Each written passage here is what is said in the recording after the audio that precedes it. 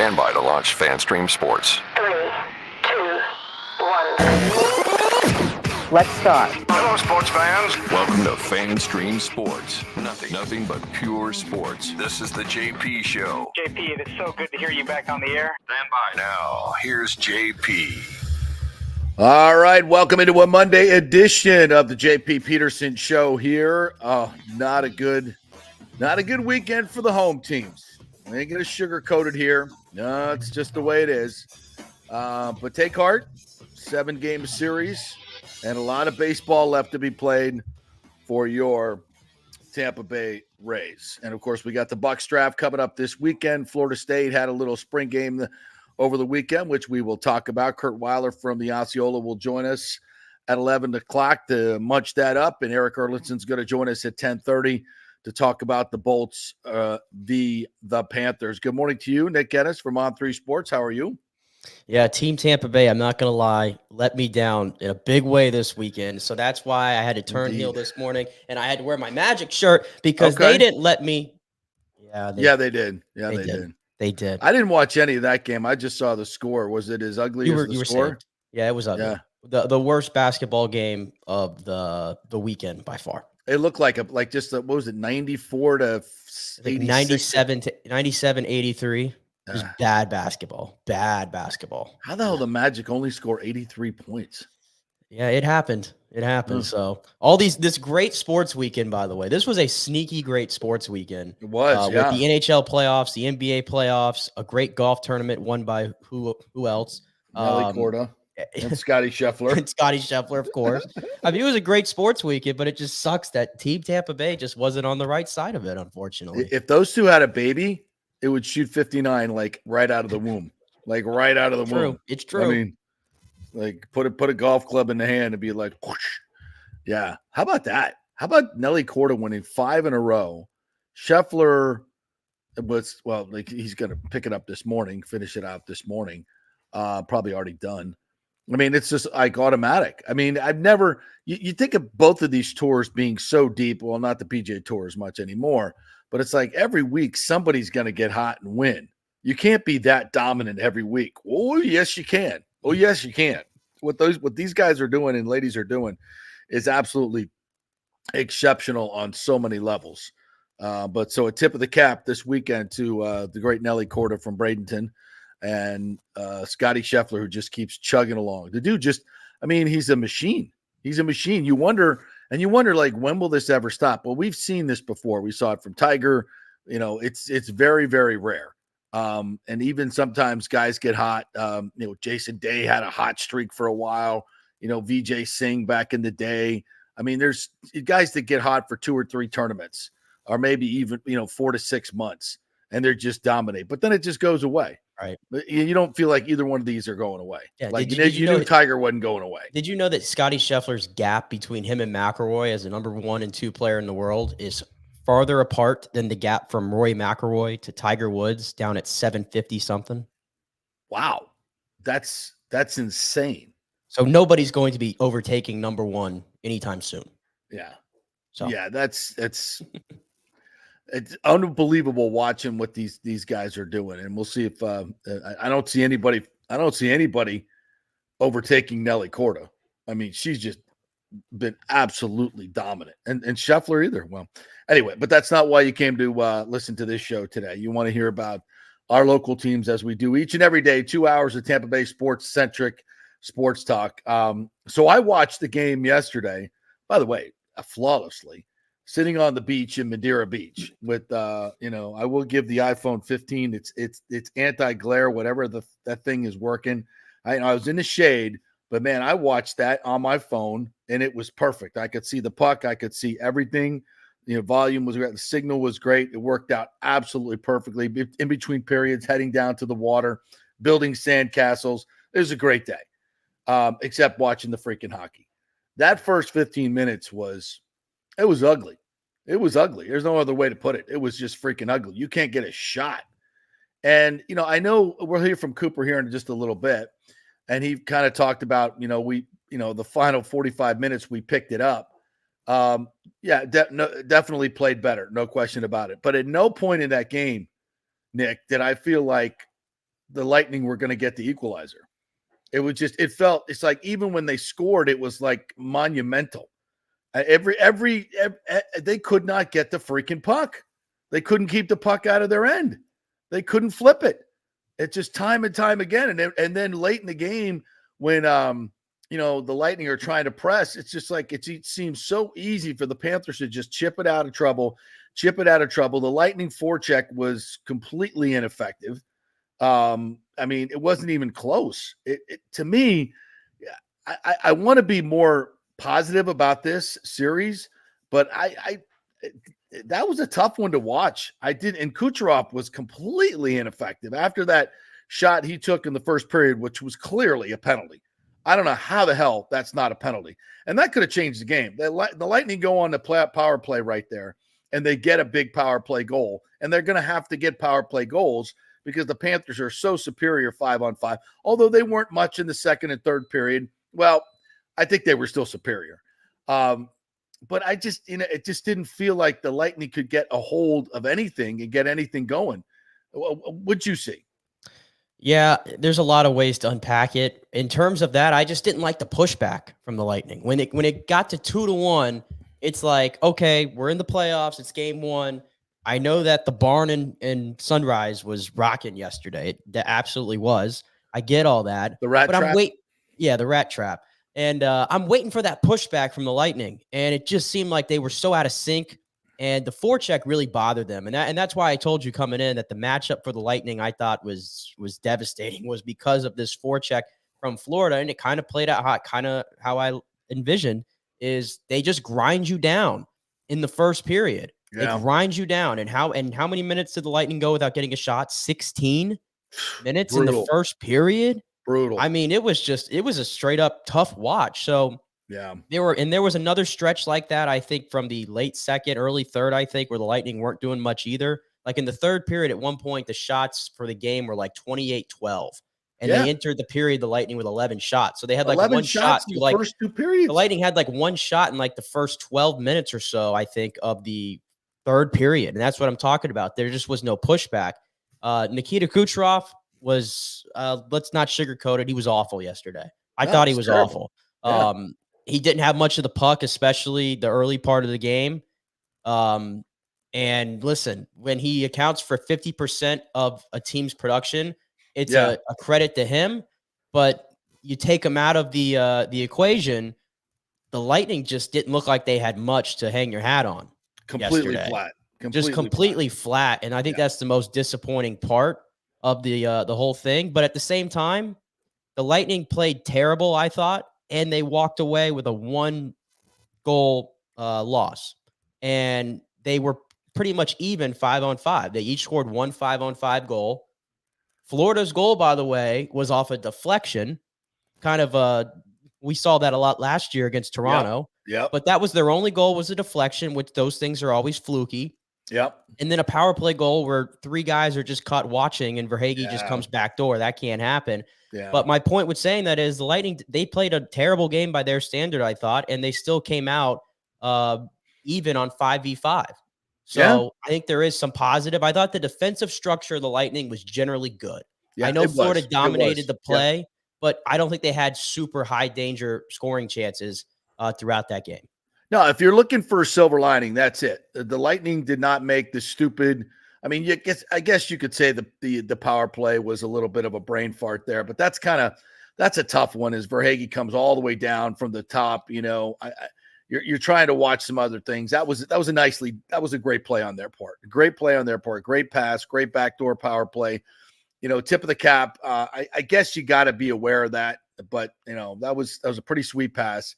But yeah, 5v5, they kind of held their own, and that would be, if you're going to be that good defensively, and it's almost like, okay, guys, Kucherov's going to be bottled up. Somebody else has got to step up. Where is everybody else? I mean, come on, guys. I mean, Kucherov has carried you through the entire regular season. Now, these guys like Nick Paul, you're good enough. Cirelli, you're good enough. Braden Point, you're good enough. Some of these guys, Hagel, he got the goal, but let's go. You guys can play. You've won cups. You've done this before. Let's get some shots on net and let's play some freaking hockey. It was like they were intimidated by the Panthers on some level. And that's weird to see a Lightning team back on its heels for 15 minutes to start a game. That's just bizarre to me. And it wasn't even like, they're getting out hit or they can't. It's just like they were just flat and energy lit. They were just like watching it happen to them. It was it was a tough watch, I think, for a large part of it. But what's interesting, it's like you look at the box score, the Lightning actually out hit the Panthers. And maybe that's true on the box score. It was only by 1, by the way. It was pretty much even. Both teams were trying to set a tone. But I thought generally Florida's hits were more impactful in setting that tone. Like, I can't recall one time like a Kachuk or Barkov or one of their big guys, Reinhardt, taking a really big hit or something like that really sets a tone. How many times I see Kucherov get put on his ass yesterday? Too many. Too many. And by the way, this is like the second part of the conversation was, and I hate doing this, but listen, I thought it was a factor yesterday. The officiating. Oh, it's brutal. It's just, I know we sound like a broken record, but it's just the way the game's called in the playoffs and the way it's called in the regular season. And I know it's like they say, we don't want to impact things, but you're impacting things by just standing there and letting it happen. And Kucherov getting hit, one of those times he got hit, one of the 2 times I think he got put on his ass was when the puck, he had just given up the puck, but it had been at least like 2 to 3 seconds. The puck was away from him. Yeah, it was by like at least 5 feet. Yeah, he took a drive by, and then Tarasenko came up at least 2 counts late. Right. So when you don't call penalties like that, this is what happens. Your star players end up getting liberties taken against them.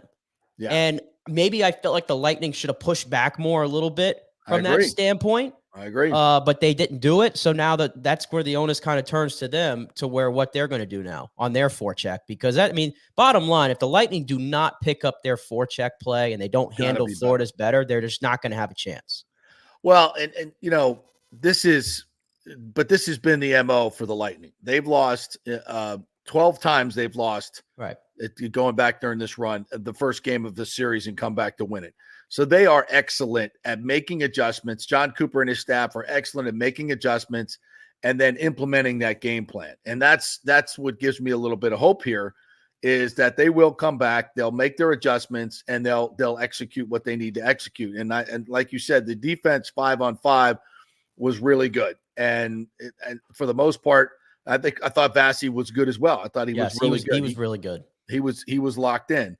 So there's a lot of good stuff to take away. It just, the start was so bad. I think it kind of just left a bad taste in your mouth. It was the start and the start and the lack of a pushback. Yeah, the third period, the way the way the game was bookended, basically. I liked the game for the most part in the middle. Yeah, until the Lightning pulled Vasi in the third period. I don't think they got any pressure at all. Hardly. Right. And then NHL officiating is so predictable. They give the Lightning the token power play at the end. That way we can look at the box score and go, you see that? One team had 3, one team had 2. It was basically even. We're all good, guys. No. We called it right down the middle. No. You just saw that one coming. No. I know you did. And I shook my head at the end. I'm like, oh, now you call it with 33 seconds left in a freaking game. Are you kidding me? No, it felt very uneven. So, as much as I felt, wow, before the series, I've said this is going to be a very difficult win. I think you said that as well, Nick. This is going to be a tough one for the Lightning to win. It's not a great matchup for them. Like the Panthers are certainly due to beat the Lightning in the playoffs. They've never done it. So there's a lot, and they're just the Panthers have. They've been really, really good this year till they clinched. And listen, Florida just kind of reminds me. This is a compliment to them, by the way. They sort of remind me of the Lightning of the 2 cup-winning teams of the Lightning. Yeah. Like if you compare this Florida team to the 2 Florida teams that the Lightning beat in 21 and 22, there's a lot of the same players, but man, completely different teams. They are what the Lightning struggled to be for a few years in that, and you saw it yesterday. They get the lead 2-1, they shut it down. And that third, shut it down. Their third or fourth line for the Panthers, they rotate them all and they wear you down, and that's what I'm saying. They were just dominating zone time. Yeah. The Lightning just could not get it out of their own end. And then when you're playing down on your own end and all that energy you have to expend, it's tough to get anything going on the offensive side. So they're going to have to make adjustments.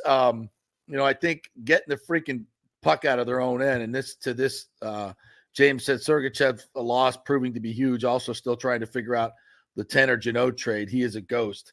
Yeah, he's got to do something, man. He's got to start doing something. He's got, even if he's not scoring, I want to feel his weight.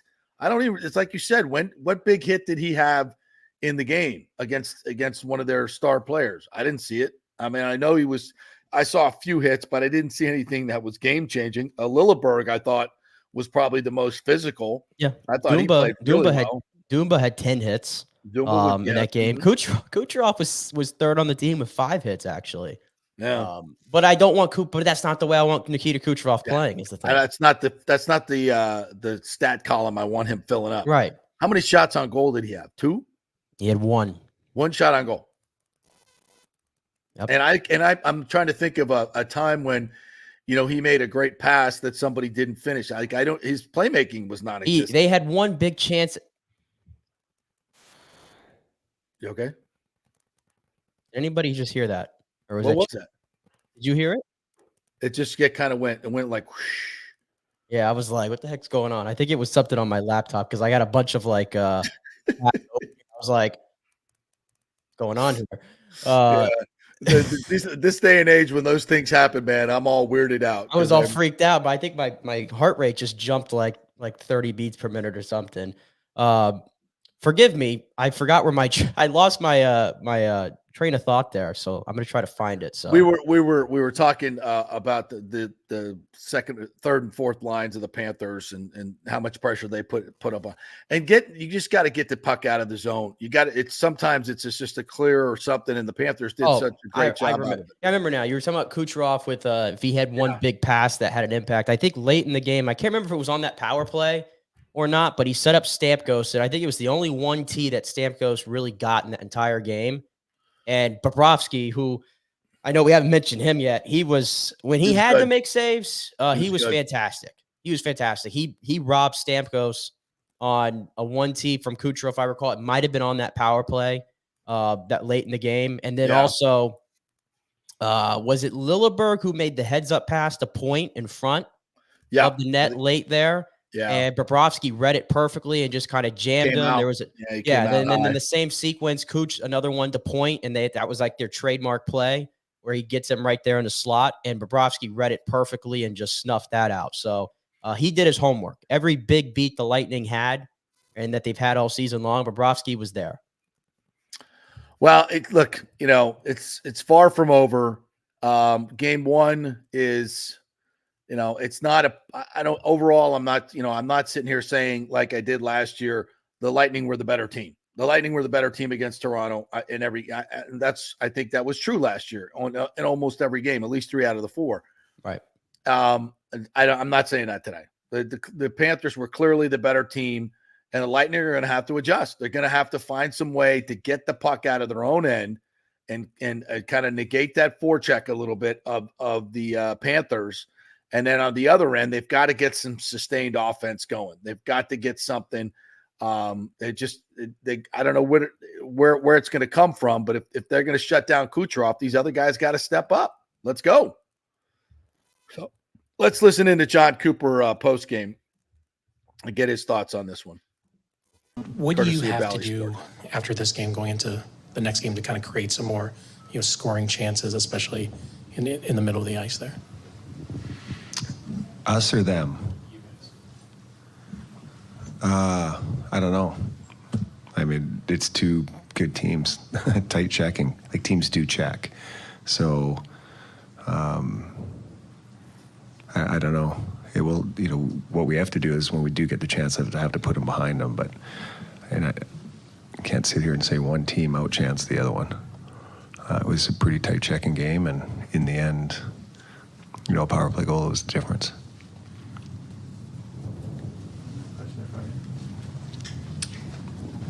Hello, Colby Guy, Florida Hockey Now. I was wondering how hard was it to overcome that Florida forecheck in the first 15 minutes there, and how did you overcome that to kind of draw even? Actually, good question. They're at home. It's game 1. Crowd's pumped up.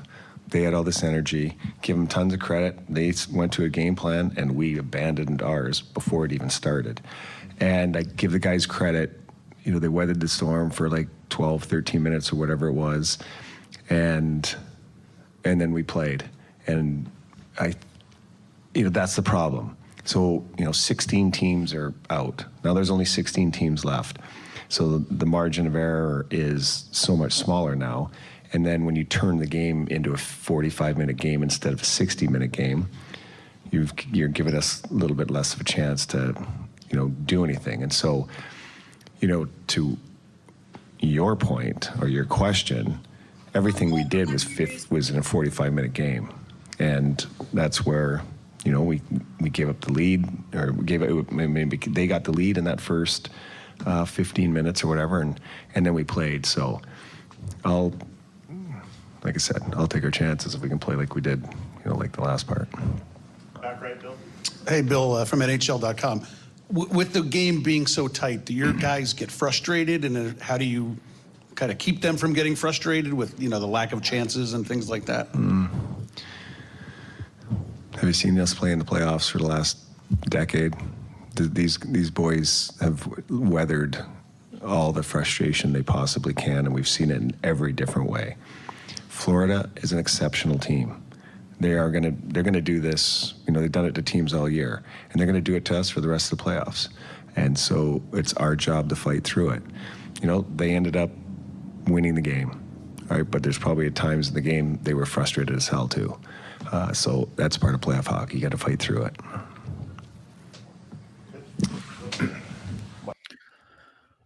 So that's interesting bits there from Cooper. I feel like he feels like this was a really even game, that the one power play was the difference. I don't know if he believes that. I think he's just trying to feel like, to give his team some confidence that we can be better than this. You think that's fair? Yeah, I mean, that's kind of the words that I had said. It was that it's a good thing in the sense the Lightning did not play well, and yet it turned out to be even 5v5. Yeah. But it feels like if you keep playing this way, if you go back down this route and play it, let's say you play the same exact hockey game 10 times over. Yeah. Is it going to remain even like that on the It scoreboard? felt like a 4-1 Panthers win. Right. It still felt like a more lopsided victory for the Panthers. And it felt like the Lightning really just got beat up and worn down. It really did. Yeah, I mean, that's just my perspective. I could be wrong. I'm trying to be fair and objective here, and I know the Lightning have better in them. I mean, I'm not sitting here saying that, this is over.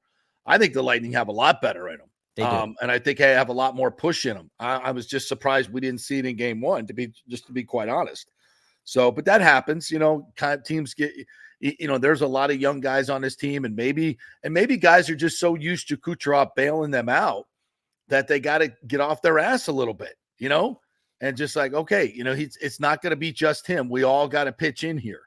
So, it's good to learn that in game one, and let's move forward. Yeah. And John Cooper wasn't, by the way, just sitting back and watching it happen. I mean, he changed things up in the third period. Yep. The lines got shuffled a little bit. And the idea clearly was to try to get Nikita Kucherov going. Yeah. But Hagel back up there. With Hagel back up there. And then was it Duclair that dropped back down to the second line? Yeah. So we'll see. Those seemed to get a little energized. So I thought that worked well.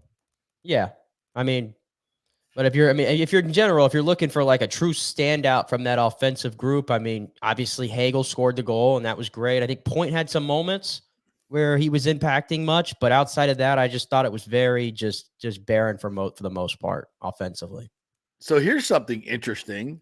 An hour ago, the Lightning recalled Max Crozier from Syracuse, the defenseman. Now, I don't remember anybody being hurt. Do you? Not that I mean, I know Chernak got crunched pretty hard against the boards, came back over once, like pretty, all right, pretty slow, but I think he played the rest of the game. But maybe he's just added insurance. Well, that scares me. Obviously with Chernak, he's had some of the concussion issues. Maybe something happened after the game that gave them a little bit of pause. So that's not good news at all. And Sergachev's been skating. I have no idea, if he's even close to available. Because he's been wearing the non-contact. What's that? I said I personally don't think he is, to be honest. And by the way, I think putting him in this series would be I don't think it's the greatest series for him. We put it that way. Yeah. To come right back out on it. I know. I agree totally. So, all right, we got Eric Erlinson coming up. So I want to get to some of the Rays here before we hit that real quick. The Rays lose 2 out of 3 to the Yankees. Again, on Friday, a couple of bad errors that cost them late in the game and set up Soto's home run. Davinsky just absolutely, even with the errors, what is he doing up here on this doing roster, 92 mile an hour middle up to Juan Soto. I mean, you might as well just walk it into the 4th deck in right field. Jiminy Christmas, the way that guy's hitting. Not their best. I mean, that's a game you just gave away. You just freaking gave that away. And a great start by Tyler Alexander again, though, by the way. So that's plus. Saturday you win 2-0, and it feels like you like wasted so many opportunities in that game, but you got the dub thanks to Joey Cowboy, who was fantastic in the 10th, gets the double and then scores the run. Pitching was phenomenal. That was Eflin's day, right? 3 hits, 6 Ks, no walks against that lineup. That was terrific. A big win. But again, you felt like, wow, what were they, 1 for 14 with runners in scoring position at one point? I mean, come on, somebody's got to get a big hit. Series batting 188 now with 34 strikeouts to lead the American League. And a kidney stone to boot. And a couple of kidney stones. Ouch, babe. And then Friday they lost 5-3, and then Sunday they lose 5-4. Savali was just awful. Well, he wasn't awful to start. It just kind of this is the weirdest thing with the Rays so far is Kevin Cash. It's like I never really criticized Kevin much, but some of his management of the pitching this year has been odd. There's been games where he takes out starters early that are rolling, and then he has this example yesterday where Savali was going good, but he left him in there to kind of die, and Savali ended up throwing 104 pitches. Yeah, that was and he weird. Started walking guys, and I'm thinking Kevin, let's get him out of here. And it just unraveled for Savali. So I think he was left in too long. That's fair. In that game. That's fair. I think that was more fair yesterday. But in general, I mean, the Rays offense, they get some things going late in games, and that's great and all, but it's not sustainable. Yeah. And you look today, Yandy Diaz is hitting 221. Randy's down to 157. They're striking out. I think the lineup needs a little bit of a makeover in the sense of let's move it a little bit. I don't know if Yandy and Randy right now can continue to hit 1 and 2 in the lineup. That's really killing them. The Rays lineup is going to stay as it is right now until Yandy and Randy get going. That's just the reality because they don't have any other big boppers outside of Paredes that are consistently going to try to hit the ball out of the ballpark. They just don't. They have a lot of great single guys that are picking up singles. Rosario's been great. He's Cowboy's been great. Yeah. But not enough pop. And it comes down to Yandy and Randy have got to get it going. Yeah. At this point, you start putting Joey Cowboy in the leadoff role? I mean, what does he put? He was batting 9th yesterday. Yeah. He was moved down in the lineup yesterday. Yeah. Maybe double leadoff guy. I don't know, but you don't want to pull Yandy, so you put Caballero in the 9 hole. Well, I would move Randy down the lineup personally. He looks so lost at the plate right now. Lost. Yeah. All right. We'll get back to the Rays here in a little bit. We'll take a quick break here. Eric Erlinson will join us next. We'll talk some more Bolts here. We're brought to you by the Jeeves Law Group, JEEVES lawgroup.com. You can trust them, folks. They're local. We had Scott Jeeves on last week.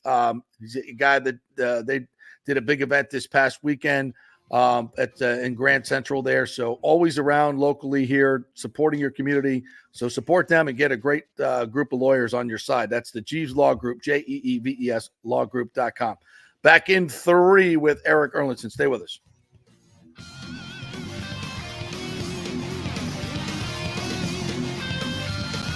JP here for my friends at your local Synovus Bank, and I do mean friends, and I do mean local. One of the local managers in Tampa is John Acosta, big fan of the show, and I've known him for over 40 years. He's been in local banking since 1983. You talk about developing relationships. You don't stick around for that long unless you're doing things the right way and have a great reputation. And that's the focus company-wide at Synovus. Big enough to handle any complex international transaction, but small enough to answer the phone when you have an urgent question about your business or personal account.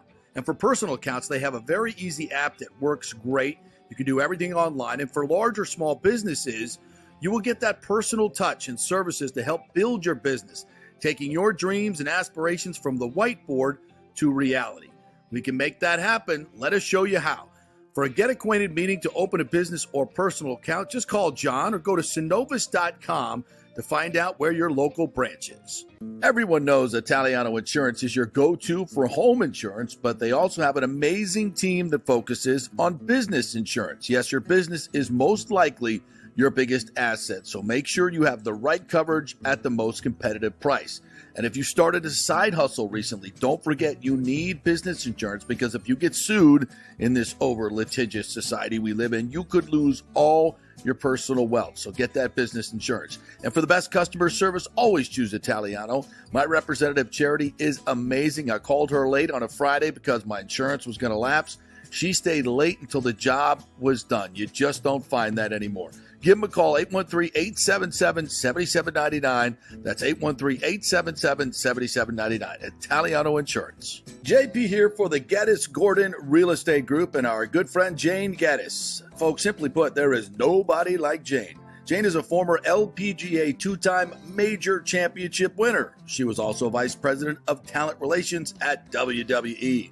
She also has a law degree from Stetson. So if Jane can drain a 10-footer to win the U.S. Open and stare down Hulk Hogan in the boardroom, you want Jane on your real estate team to not only negotiate the best deal, but find you the perfect home or investment property. And when you work with the Geddes Gordon Group, you become part of the real estate family and get concierge services that include expertly staging, marketing, and preparing your home for sale.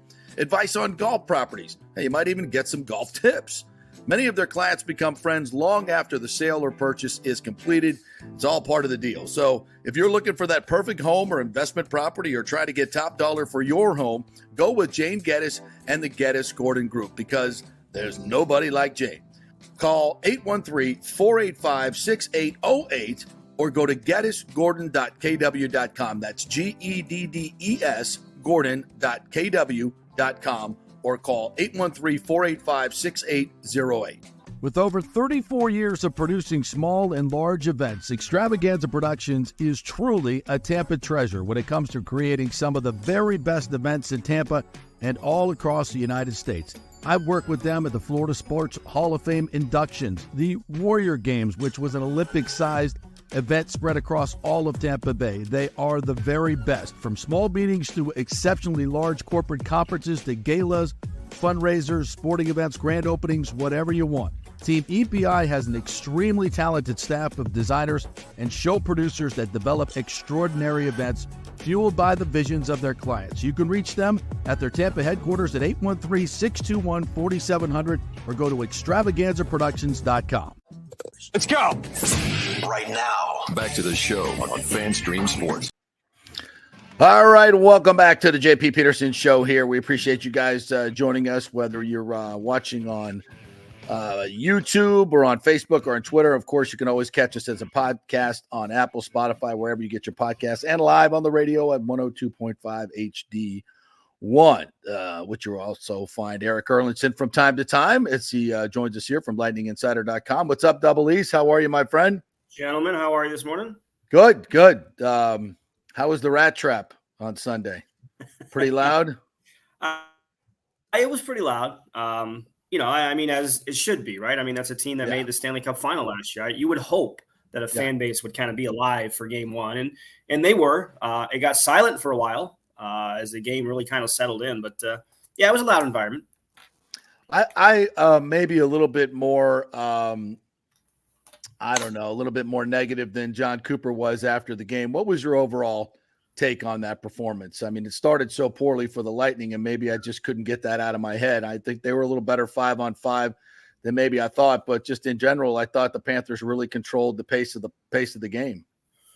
Well, I think the Lightning were fine playing that pace. Look, obviously the first 10 plus minutes, Florida was all over them, which, you sometimes you expect that from the home team in game one of a series or the first home game. I would expect we'll see the same thing when the series shifts to Tampa on Thursday. But I think the Lightning were comfortable at that pace. I think they understand.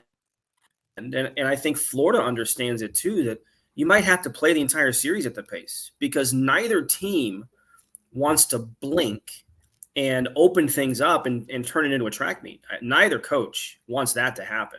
So I think things were actually setting up well for Tampa Bay yesterday. I thought they were in position to win that game. I didn't like the call on Nick Paul at the end of the second period that set up that power play. I thought that was a bad call. So that ended up being the difference in the game. But I still think at 1-1 going into the third, I think the Lightning were comfortable in that game because they weren't – look, I thought they defended very well. I know Florida had the puck a lot. They weren't getting inside. They weren't creating a lot with the possession time that they had. I thought the Lightning defended that game very well. Remember, the last time they were down here, Florida had 50 shots on goal. Right. Yeah, that's a good point. But the Lightning just could not generate anything, and Kucherov was almost a ghost out there. And what did they do to take him out of the game so successfully? They defended just a little bit better, right? There was no space out there for either team.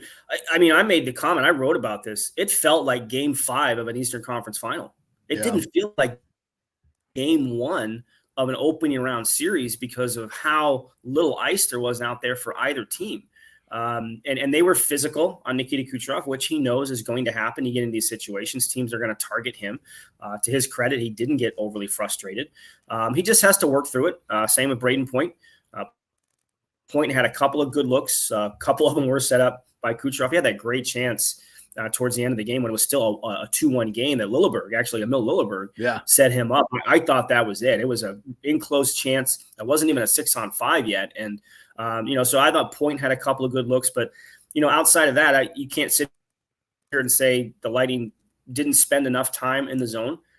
They didn't do enough with the puck when they did have it. They didn't test Sergei Bobrovsky enough. So those are all things that are going to have to change when we get to tomorrow.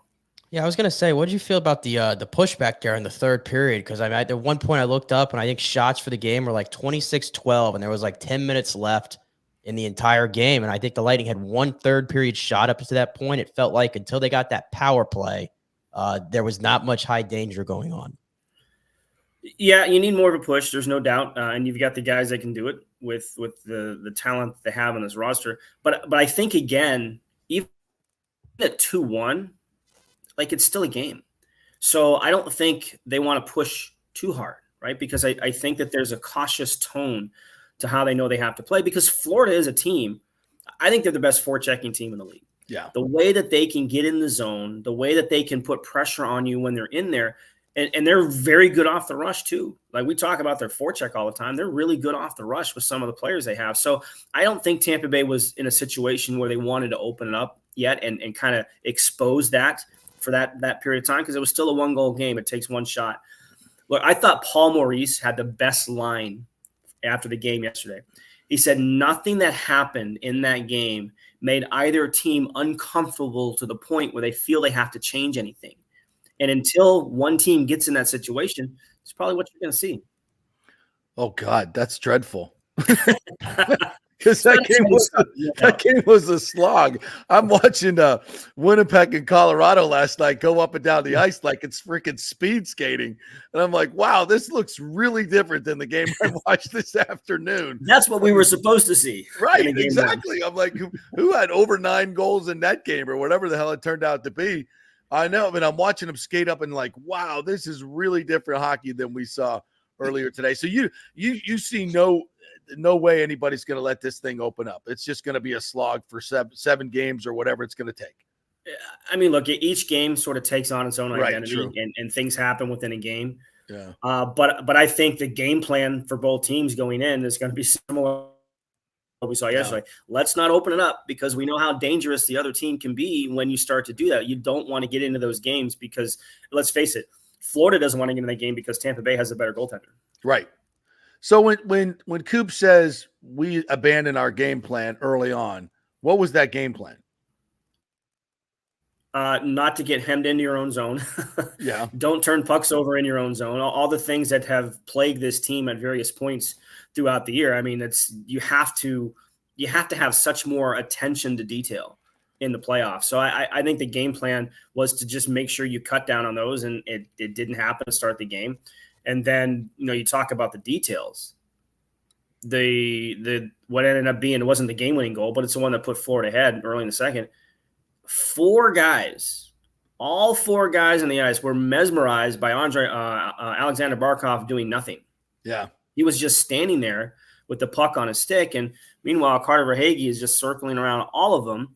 Nobody peeks. Nobody looks over their shoulder. Nobody sees where the danger is coming from. I mean, those are the attention to details that you have to have at this time of the year. So the game plan was protect the puck and details, and didn't protect the puck in the first 12 minutes. I thought they settled in the game after that. And then the details on that power play was just, especially when you consider the guys that were on the ice, it was surprising to see that kind of a breakdown. I feel like every team thinks the referees are out to get them. They are. Come on, Nick. I mean, every fan base for sure. Right. Yeah. I think every fan base. I even saw people saying that it was, the Panthers had to overcome some of the officiating. And I'm like, okay, this is just an every team thing. Right. But with that being said, I mean, I feel like we're a broken record every year about the way the game's called in the playoffs. But I mean, from my vantage point, there was a couple plays where Kucherov, and I'm not saying Kucherov can't get hit or anything, but it's just the way he got hit. It seemed like he didn't even have the puck. It's a little bit away from the play. And at least the call at the end, right, where they finally give the Lightning a power play, just felt like the most token power play ever. So they can look at the box score and go, it's almost even. It's almost even. I mean, do we just have to stop yelling about it and accept that they're not going to change at this point, or should we continue to raise hell? It's a good question. Officiating always takes on a spotlight, especially in hockey, because I think all we ask for from those outside the game is consistency. That's all we can ask for. And whether that's consistency from the regular season to the playoffs, whether that's consistency within a game, that's all we want to see. And I felt that it was inconsistent yesterday, right? I mean, Kucherov was knocked down by Tarasenko on a play. That's interference. It's no question. He'd already been engaged once. The puck was far away from him. And Tarasenko made no play whatsoever on the puck. He just took Kucherov out. So, I mean, Kucherov had a right to turn around and look at the referee and say, why is that not a penalty? And, there were a couple other situations in that game. None of them stand out directly off the top of my head, but there were other ones where, well, that could have been a penalty. Well, that could have been a penalty. And then you look at what they called on Nick Paul. That's ridiculous. Yeah, I just, like, you look at it, it's almost like the call should have went the other way. But because one guy fell down when they were engaged in a battle, well, the guy who's bigger is the one who gets called for the penalty. And I think that's what has to be frustrating. But, like, you can't ever blame a game on the officiating, unless it's completely blatant, in a situation ends up being like if it's a penalty shot call with 3 seconds in the game. I get that. But there was still plenty of time for Tampa Bay to score a goal. They didn't get it done. Unless the sixth attacker is on the ice 30, 40 feet from the bench at speed, takes the puck and scores. Not that would ever happen in a final or anything. No. Not that would ever happen in Kadri era. But anyway. Nothing Nazem Kadri would ever make a shirt about it either. We digress. What do you make of the Lightning calling up Max Crozier here this morning? Is this a Chernak insurance policy? What's going on? Yeah, I'm not 100% sure. I know I've seen it kind of floating around that Chernak got hit by Verhaeghe in the corner. I didn't see it. I don't recall that happening. But the fact that it's a right shot defenseman is a little interesting, right? Because you've already got 4 right shot defensemen in the lineup. So obviously, whatever exact reason it's for, and we'll find out at practice here in about an hour and a half when they're on the ice. Maybe it's that. It tells me that there's something going on with the right shot defenseman. Look, Crozier and Littleberg played well together in Syracuse. They played well together when they were here. I don't know if it's based on that or not. So we'll see. Look, I like Max Crozier's game. Very, very simple game that Max Crozier plays. He doesn't panic. He gets the puck out of trouble, everything like that. So whether he plays tomorrow or not, we'll have to see. But again, that gives him 5 right-hand shot defensemen on the roster right now, pending, if there's another injury. Eric Erlitzson joining us here from lightninginsider.com. So we talked about that Florida forecheck, and I'm thinking of, okay, what adjustments do the Lightning make? And it's a matter of just getting, winning that battle on the boards, right? And then, getting the outlet and getting it out. And it seems like Florida's constantly pressing, like at that moment, that even when that ball, if you win the battle and it comes off the wall, that guy is just immediately, someone is engaging him, the center or whoever's coming out of the zone. What adjustments do you make in that situation? Was that what Cooper has got to kind of put a finger on here? Hey, Nick, you catch that? I use a soccer term. Press. I did. Yeah, I did. Yes. Well, there's 2 things that have to happen. You have to understand how fast that pressure is coming at you. And look, Florida wants you to go backwards with the puck. And they did it a lot yesterday. This is where you have to be in sync with the rest of your team. Because if you're getting pinched along the wall, you either have to make sure you have a clean outlet behind you, or you've got somewhere to go that a teammate is already anticipating that. Right. So that's why we talk a lot about having to be on the same page. I mean, that's what has to happen when you're under that type of a forecheck pressure.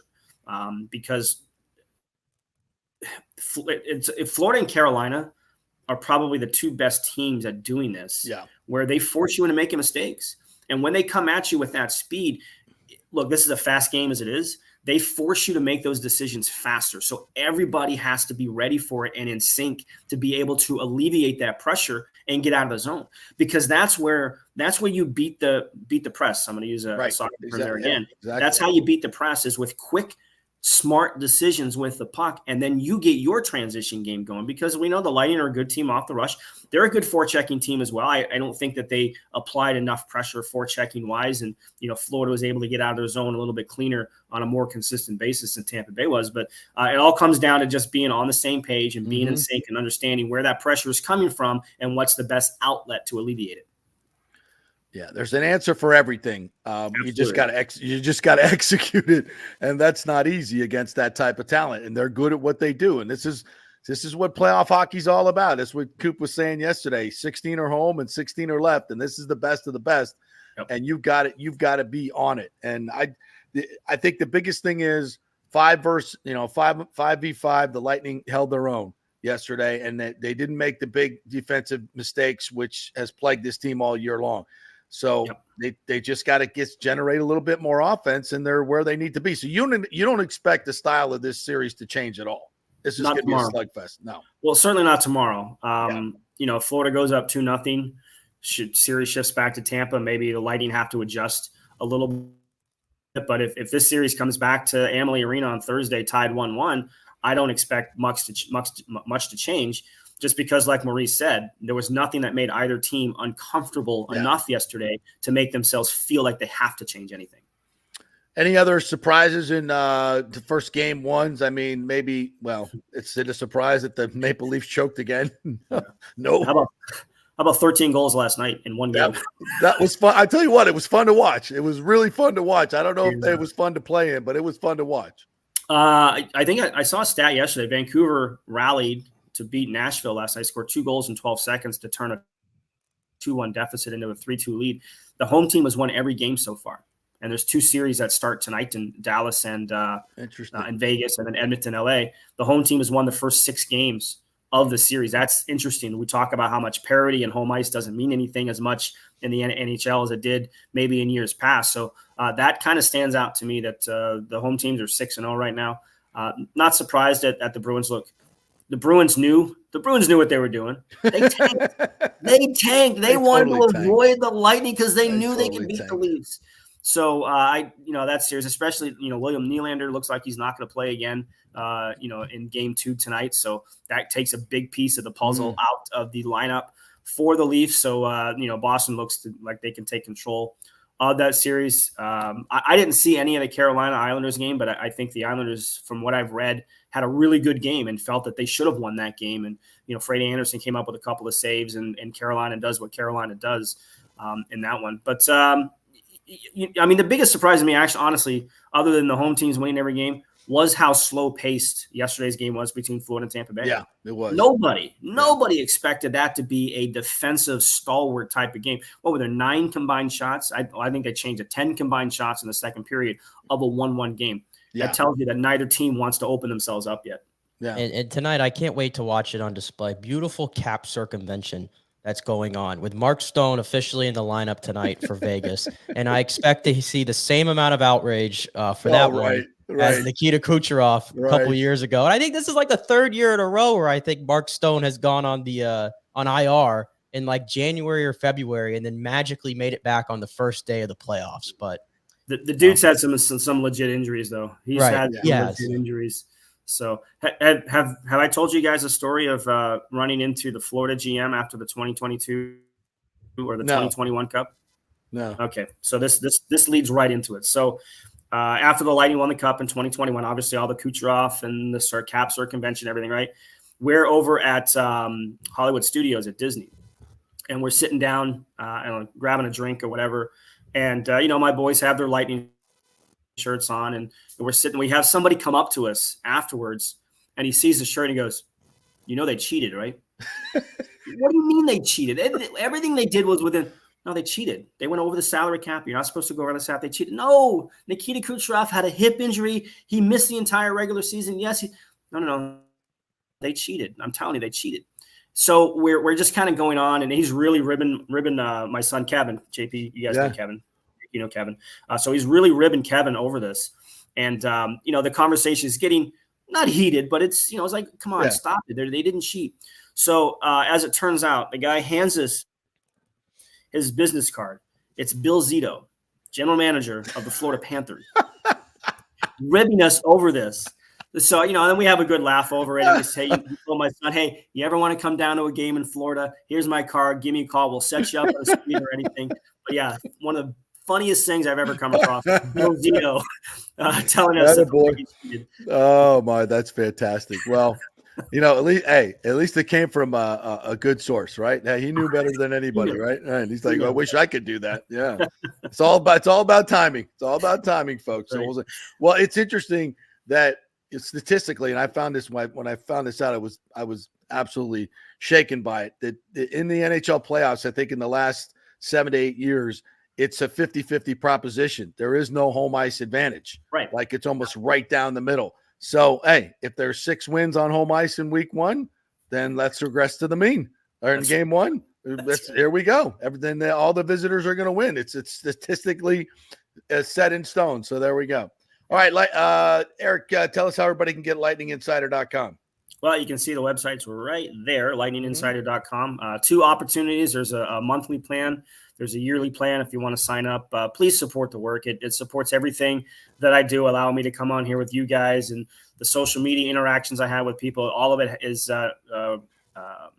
able to happen because of the support that I get. So please support the work that I do. It means a lot to me, especially right now. It's the best time of the year, and hopefully this is the start of another long, encompassing run to June. Yes, please. And if I may say, you will read things there, and the observations and the experience that Eric has, you will not find other places. So, and that's not to diss anybody else. It's just that you are locked in. You have your experience. You've covered this team forever. It's different. So support it. Please do. Thanks, buddy. Appreciate it. All right. See you, boys. Be well. Thanks. Eric Erlinson right there. I will never stop bitching about the officiating in the playoffs because I just think it is so ridiculously inconsistent. The lesser calls, I think makes every call bigger, right? Because if you don't have 5 or 6 power plays a game, if you only have 2 or 3, it just makes them that much bigger. And there's more focus on it. That's why I just wish they would call the game in the playoffs the way they call it in the regular season. I don't understand why they swallow whistles. It doesn't make any sense to me. It's the same freaking game. Call it consistently. A penalty's a freaking penalty. And then I think the more honest you are about the penalties, it's the more even it gets. Now, I know that coming from a Lightning broadcaster whose team lives and dies with the power play, I could easily be attacked in this, but it is what I just think, it is what it is. Just call it the way you call it in the regular season. Yeah. It's the same like game. I said, every team's fan base is going to say that they were done wrong by the referees at every game. I mean, that's just the way it is. But I mean, it's a little frustrating, I guess, because the game-winning goal in this whole thing happened to be on that power play. Yes. Where it felt like that was pretty much a softie. Yes. But at the same time, it is what it is. You have to keep playing. And on said power play, you got 4 guys staring at one dude that's just kind of just holding the puck. Yeah. So and one guy just coming from behind. Yeah, and that's something that we've, not much on the PK, but just in general, the Lightning have just not been very aware and looking around and kind of sense where the dangers come. That's plagued them all year long defensively. And, while they didn't do it 5-on-5, they get caught on the PK, which is a little bizarre. All right, we'll take a quick break. We'll come back on the other side. Kurt Weiler's going to join us from the Osceola. He was there for the FSU showcase. Wasn't a spring game because they didn't have enough quarterbacks to have a spring game. So interesting surroundings as well as half the stadium's gone. So we'll chat with Kurt when we come back. We're brought to you by the great folks at Extravaganza Productions. If you have a big meeting coming up or a charity event or just maybe a big birthday, and you want to do something innovative, something fun, something big, something small, whatever you want to do, Extravaganza Productions is the best in the business. Whether it's the smaller events or the bigger events, they can handle it all with professionalism and creativity. So get a free creative meeting with them by just contact them through the website, call them or email them. Tell them you heard it on the JP show, and they'll bring you in. They'll take you through the warehouse with all their cool props, and you can discuss ideas for your event coming up. It's Extravaganza Productions, best in the business. All right, back in 3, talk some Florida State football. Stay with us. Are you looking to be more productive and healthier? Do you know chronic dehydration affects your overall health and well-being? 75% of the U.S. population suffers from dehydration, and many of us don't even know it. That was me before I was introduced to Hydrate Heroes. 8 times the benefits with hydration.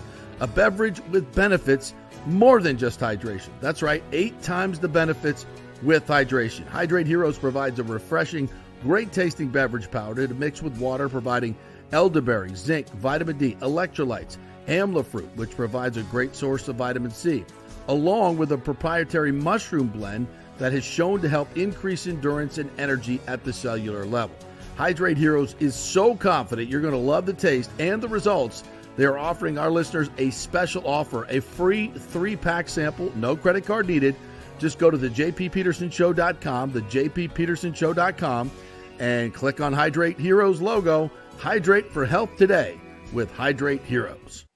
All right, this is for all you guys who don't want to go to the gym and do 5,000 crunches. At Bay Area Modern Medical Center, you can get on the new True Body machine where you can reduce fat and tone up your muscle. It's like doing 54,000 crunches in just 15 minutes. Define your body as you see fit. True Body offers personalized muscle stimulation that delivers the equivalent of those 54,000 crunches in just 15 minutes. Just get in touch with them at Bay Area Modern Medical Center, BAMMC.com. Chris Lugo and the team over there will set you up on True Body and get amazing results. Non-invasive with comfortable and little to no pain and zero downtime. You can isolate and target those areas that you want to improve and treat multiple areas simultaneously. It's an amazing machine, so check it out at Bay Area Modern Medical Center, BAMMC.com. Everyone knows Italiano Insurance is your go-to for home insurance, but they also have an amazing team that focuses on business insurance. Yes, your business is most likely your biggest asset, so make sure you have the right coverage at the most competitive price. And if you started a side hustle recently, don't forget you need business insurance, because if you get sued in this over-litigious society we live in, you could lose all your personal wealth. So get that business insurance. And for the best customer service, always choose Italiano. My representative, Charity, is amazing. I called her late on a Friday because my insurance was going to lapse. She stayed late until the job was done. You just don't find that anymore. Give them a call, 813-877-7799. That's 813-877-7799. Italiano Insurance. JP here for Extravaganza Productions. You know, I've worked with these pros on so many big and small events. They recently did the Kappa Alpha Psi Grand Reunion, the Tampa RV Show Exhibit. They did the Skills Center opening of Tampa Bay. They can do those small events. They do the biggest of events. So if you are thinking about planning a meeting or special event, call the talented staff at Team EPI. They will give you a free creative meeting if you mention the JP Peterson Show. They will provide you with an exceptional experience. Heck, they'll even show you their huge warehouse with great props. Anything you want. They'll do it on time and on budget. You can reach them at their Tampa headquarters at 813-621-4700 or go to extravaganzaproductions.com. Tell them JP sent you. Let's go. Right now, back to the show on FanStream Sports. All right, welcome back to the JP Peterson Show on this Monday. As the home teams didn't do so well this weekend, but that's okay. They've got another chance coming up this week as the Tigers come to town to take on the Rays, and of course, Game 2 for the Lightning Tuesday night down in Sunrise, and then we'll have Games 3 and 4 Thursday and Saturday at Amalie Arena. We'll see you there. I want to welcome in our good friend Kurt Weiler from the Osceola, covering the Florida State Seminoles, who got a chance to see the beautiful new stadium renovations this week. Here's a big hole in the middle of Doak Campbell Stadium. What's up, Kurt? How are you? I'm doing well. I appreciate you having me, guys. Yeah, it was definitely a bit bizarre being in there with the weird state of the stadium. I mean, the whole home side didn't have any seats. It was just empty. Very apocalyptic, if I may say. Yeah. All right, so let's. I was just reading some of your articles there in the Osceola, talking about the defensive line certainly showed out, and you know I'm old enough to have covered Marvin Jones Sr. And now here's Junior doing his thing. The transfer from Georgia. Evidently, he's had a great spring, and he capped it off with a nice showcase yesterday. Tell us about it. Yeah, he has had a really nice spring. I mean, I think it's not going to be easy for Florida State to replace a guy like a Jared Verse, who's going to probably hear his name in the first round Thursday night in the NFL draft. But I left spring thinking this defensive end room could be deeper. They may not have one impact guy like Jared Verse for them, but I mean, when you look at Marvin and what he's done, I mean, he, for being 255 pounds, moves remarkably well. I think Mike Norvell said he got over 20 miles per hour in a practice this spring, which damn. Feels, yeah, I mean, it's pretty ridiculous. I think Pat Payton also got over 20 miles per hour. Those are two potential starters at defensive end, both bringing that speed and pretty impressive size. But yeah, I think with what they've added, they brought in 4 defensive linemen through the portal. And I think that has a chance to be a deeper unit maybe than it was a season ago. And a lot of that, I think, is because Marvin Jones Jr. looks like he's really realizing that potential he had as a recruit that he never really, I mean, I think he, at the end of his Georgia career, was playing as much as he ever did in terms of snap counts, but I think he just was buried a bit in that room, and Florida State's given him the opportunity, and he seems like he's really taking advantage of it. All right, you mentioned some of the interior guys too, with Fabian Lovett and Fisk. They were watching the game. Who's filling in the middle there? That in the those 2 down tackle spots. Yeah, so they didn't have Josh Farmer this spring, but he's been a vet in that room, was a starter opposite Fisk last year. He'll be back come the fall. He was sidelined in the spring. I think the big thing is I think you're excited to see Darrell Jackson. He transferred. He's a local kid.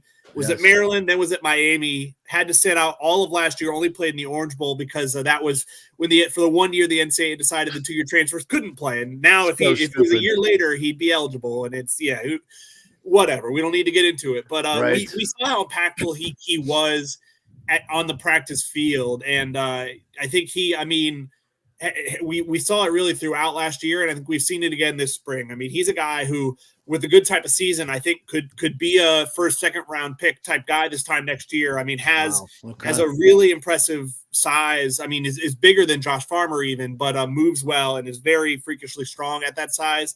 They've also brought in, I mean, a few of the transfers. I know Tomiwa Durajay from West Virginia has been playing some inside and outside. I think when he's in there, he's kind of a fringe guy, but can play both and can be impactful at both. Really big for his size and strong as well. And then Grady Kelly was all Mountain West defensive tackle at Colorado State, who is a local kid or from over in the Panhandle, who has come and been impactful this spring as well. I think we'll see. I mean, if they add maybe another piece, because that's really defensive line is one of those can you have enough guys type spots. They might supplement further through the portal, but I think there's reason to be encouraged about the entire line given how much they're losing.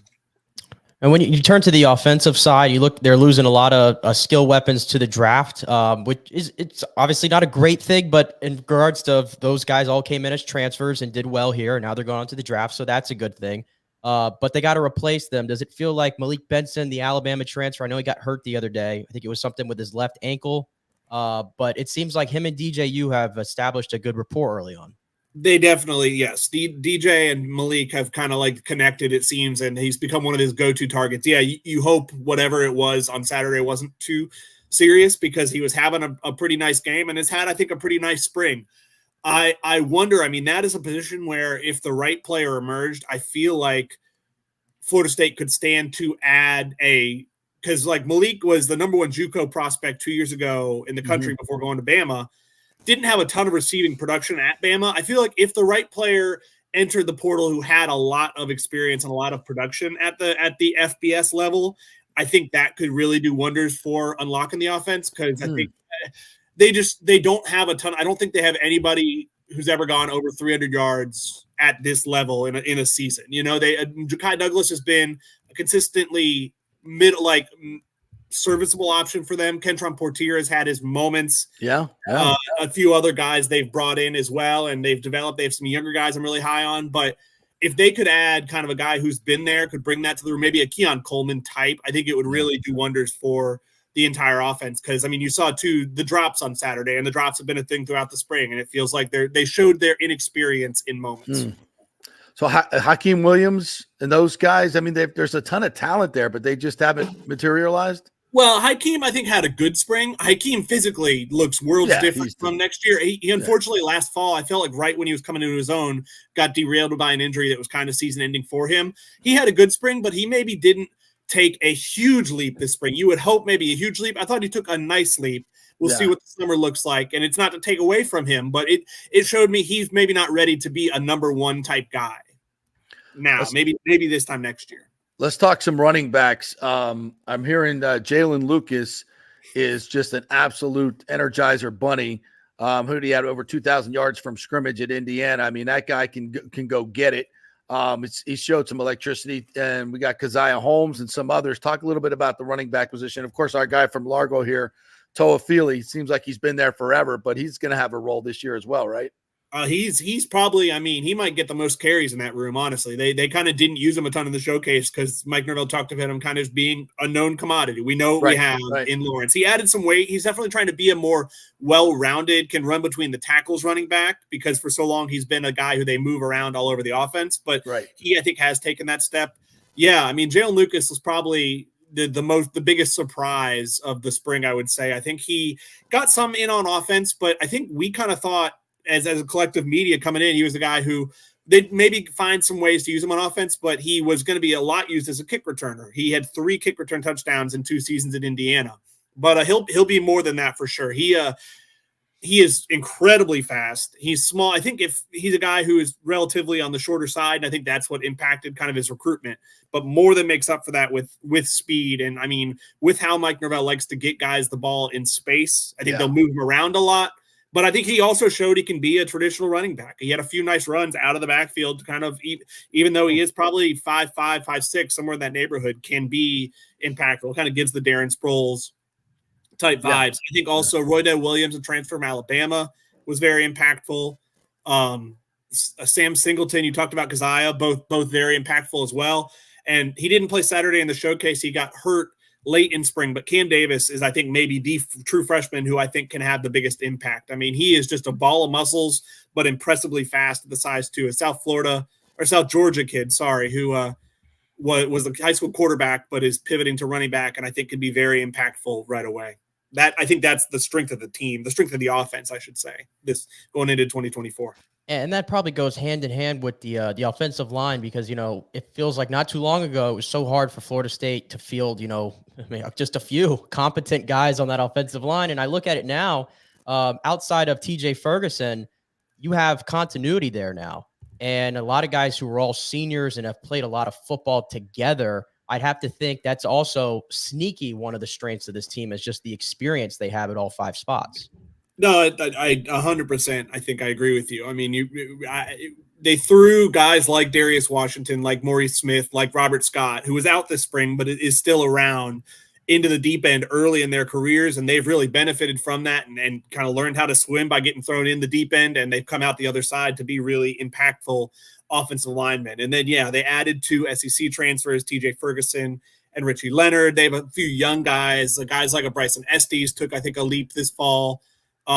Jeremiah Byers, that second-year transfer. It feels like those guys who you get for a second year, and I wasn't sure they were going to get Jeremiah Byers for a second year when they brought him in last offseason. I think that's when you really see strides. I wonder if they add there, because, again, that's another place. I don't know if you can have enough guys with the spring portal window now open. But, I think it was interesting last year. I mean, that they felt like they were better pass blocking than run blocking at times. I'm wondering if that switches back or if they find a healthier balance, because they run blocking wise were exceptional this spring, I thought. All right, we haven't even mentioned the great DJ Uiagalelei, not because we're afraid to mention his name, because we just did. But he was, by your account and others, somewhat inconsistent yesterday. Tell me what you've seen all spring from him.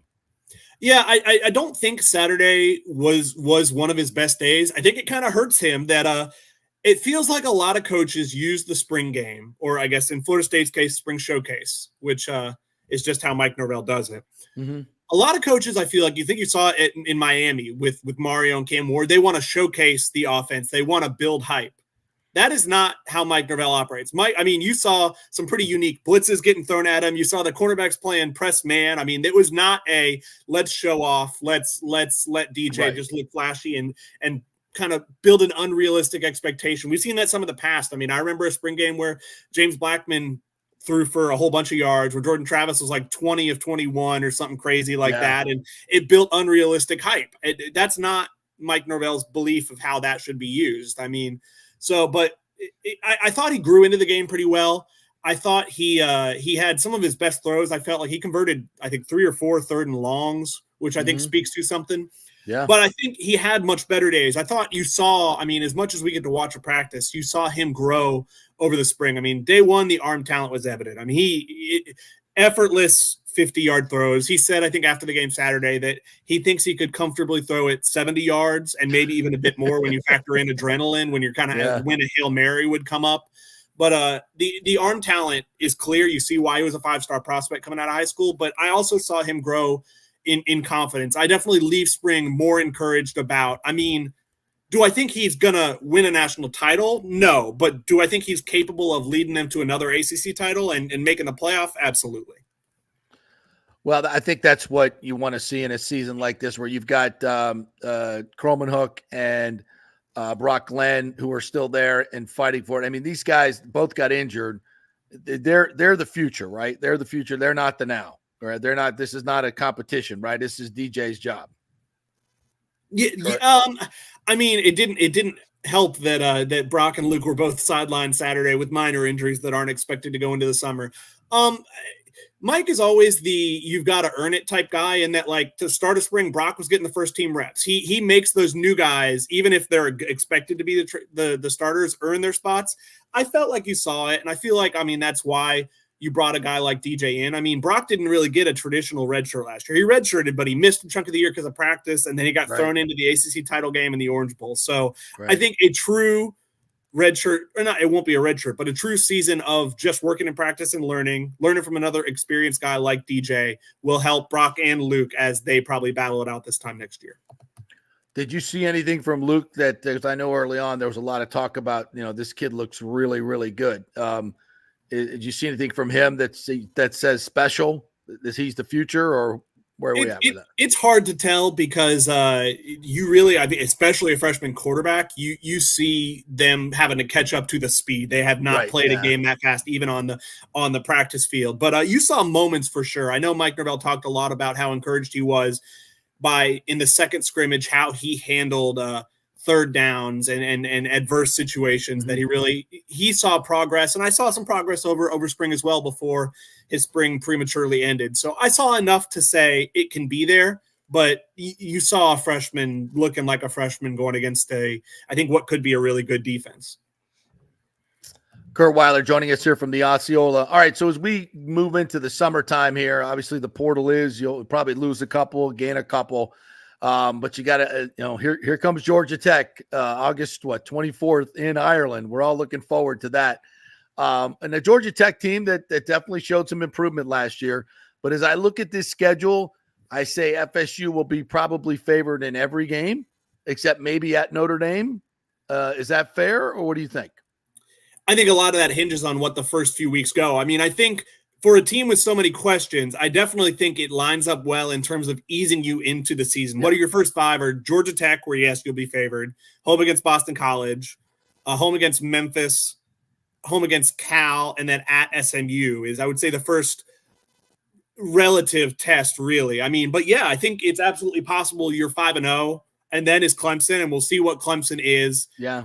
Miami on the road will be tough. I think they have a chance to be good. Cam Ward, the spring game looked pretty vanilla, but you can't deny that he looked pretty, put up good numbers. He looked pretty impressive, and it looks like they're trying to add some more offensive talent in this portal window. And then, I think Notre Dame. It'll be interesting. I mean, I think the ACC is theirs for the taking. I think they'll be the preseason favorite, and we'll see what they do with it, but the schedule lines up of easing them in nicely. And a much better chance at getting in the playoff. Hey, I know there's another hearing this morning. We've been following all the lawsuits and what have you. And in the general sense that I get from the experts and the lawyers that we talk to is this is going to come down to a settlement. What's the number going to be? And FSU will be somewhere in 2026. What do you think?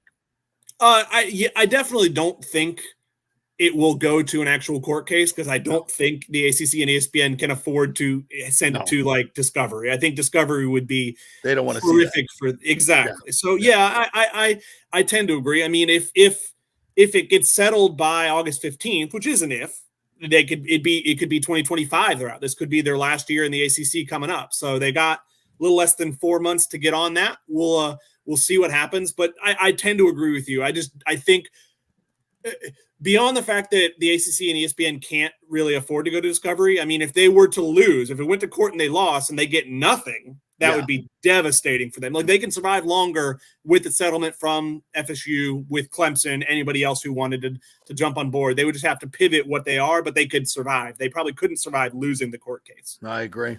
All right, last question. Big Ten or SEC? What do you got? Ooh. Man. The Big Ten's probably more motivated in that they're not in Florida, right. But the SEC is motivated in that they don't want the Big Ten to add Florida State. Because if the Big Ten adds Florida State, if the Big Ten adds North Carolina or Notre Dame or whoever else, the Big Ten probably surpasses the SEC. So, man, I go back and forth. I really do. SEC makes more geographic sense, obviously, but it would take the Big Ten making the move probably for the SEC to get involved. So I'll say Big Ten, but I'm not saying that confidently. Yeah, I'm with you on that. I'm maybe a little bit more confident than you. Follow the money, but I think the Big Ten by 2025 is very realistic, and I'm as long as it's not the ACC, I'm for it. Or tell everybody how they can get you all's great content at the Osceola Rivals Network. Yeah, it's the Osceola.com or FloridaState.rivals.com. Plenty going on there with the portal, with a really good baseball team, with some spring reflections and plenty of stuff. So appreciate you having me on, and would love to have you all over there. Yeah, thanks, Kurt. Appreciate it, buddy. Great job as always. Catching up with Florida State. So go to the Osceola.com. Check it out. This is going to be a fun season for Florida State. I mean, I think, obviously it could be a special year when you have an experienced quarterback like DJ. They've got talent there. They've got a lot of talent. They're faster than they were, but you lose a lot of key players that made plays for you. Keon Coleman, Johnny Wilson, Jared Verse, Benson, your quarterback as well. So they just lost so many players. Now they have people that are talented and can step up and do it. But you got to do it. You got to go out there on the big stage and do it. So I think it's going to be a very interesting year. It could be a disappointing season because those guys maybe aren't ready for the prime time, or it could be incredibly surprising because just the sheer level of talent that they have there. Yeah, I mean, and we all know the ACC is not exactly a murderer's row, so to say. it's hard for anybody to put their trust in Miami, even though Miami seems like they finally have the dudes. Yeah. But sometimes they get in their own way more than anybody. So we'll see what happens. It's like I'm almost tabling Miami. As it just seems like in general, the two teams you're always going to have the most faith in right now is Florida State and Clemson, who I thought found something late into last year. We'll see if that translates. They still have a very talented roster over there. The DJU thing, I mean, my whole take when they got DJU was and kind of how Kurt had said it. I don't think DJU's taken you to a national championship. I don't think he's that level of a quarterback, but he keeps you from having a dramatic fall off from last year. At the very least, he keeps your floor, I think, around 9 wins. Yeah. And see what happens after that. Yeah. Yeah. I think that's fair as well. It's going to be a fun season for FSU. All right. We'll take another break. We'll come back on the other side. Might hit a little NBA playoffs here since Nick's wearing his Magic gear today and they play tonight. And some interesting stories in the NBA to get to. We'll talk some more raids as well. We didn't hit that too much.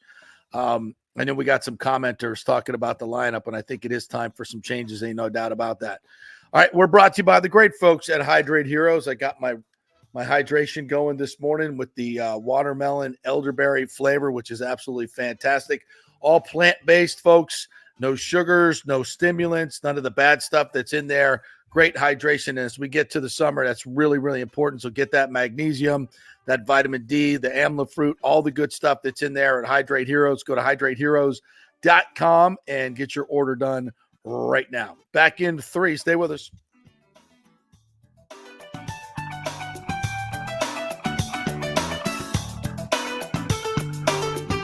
JP here for the Jeeves Law Group and my man Scott Jeeves, who lives right here and has long been a highly respected member of our community. He's a proud sponsor of the Tampa Riverwalk. The Jeeves Law Group is also a proud sponsor of our Grand Central District in St. Pete and has neighborhood events throughout the year. He has an office on Central Avenue in St. Pete and one on South Howard in Tampa. You can't get more local than that. So when you need an attorney, you're going to hire some huge firm that advertises all over the state or the one that supports your favorite sports show.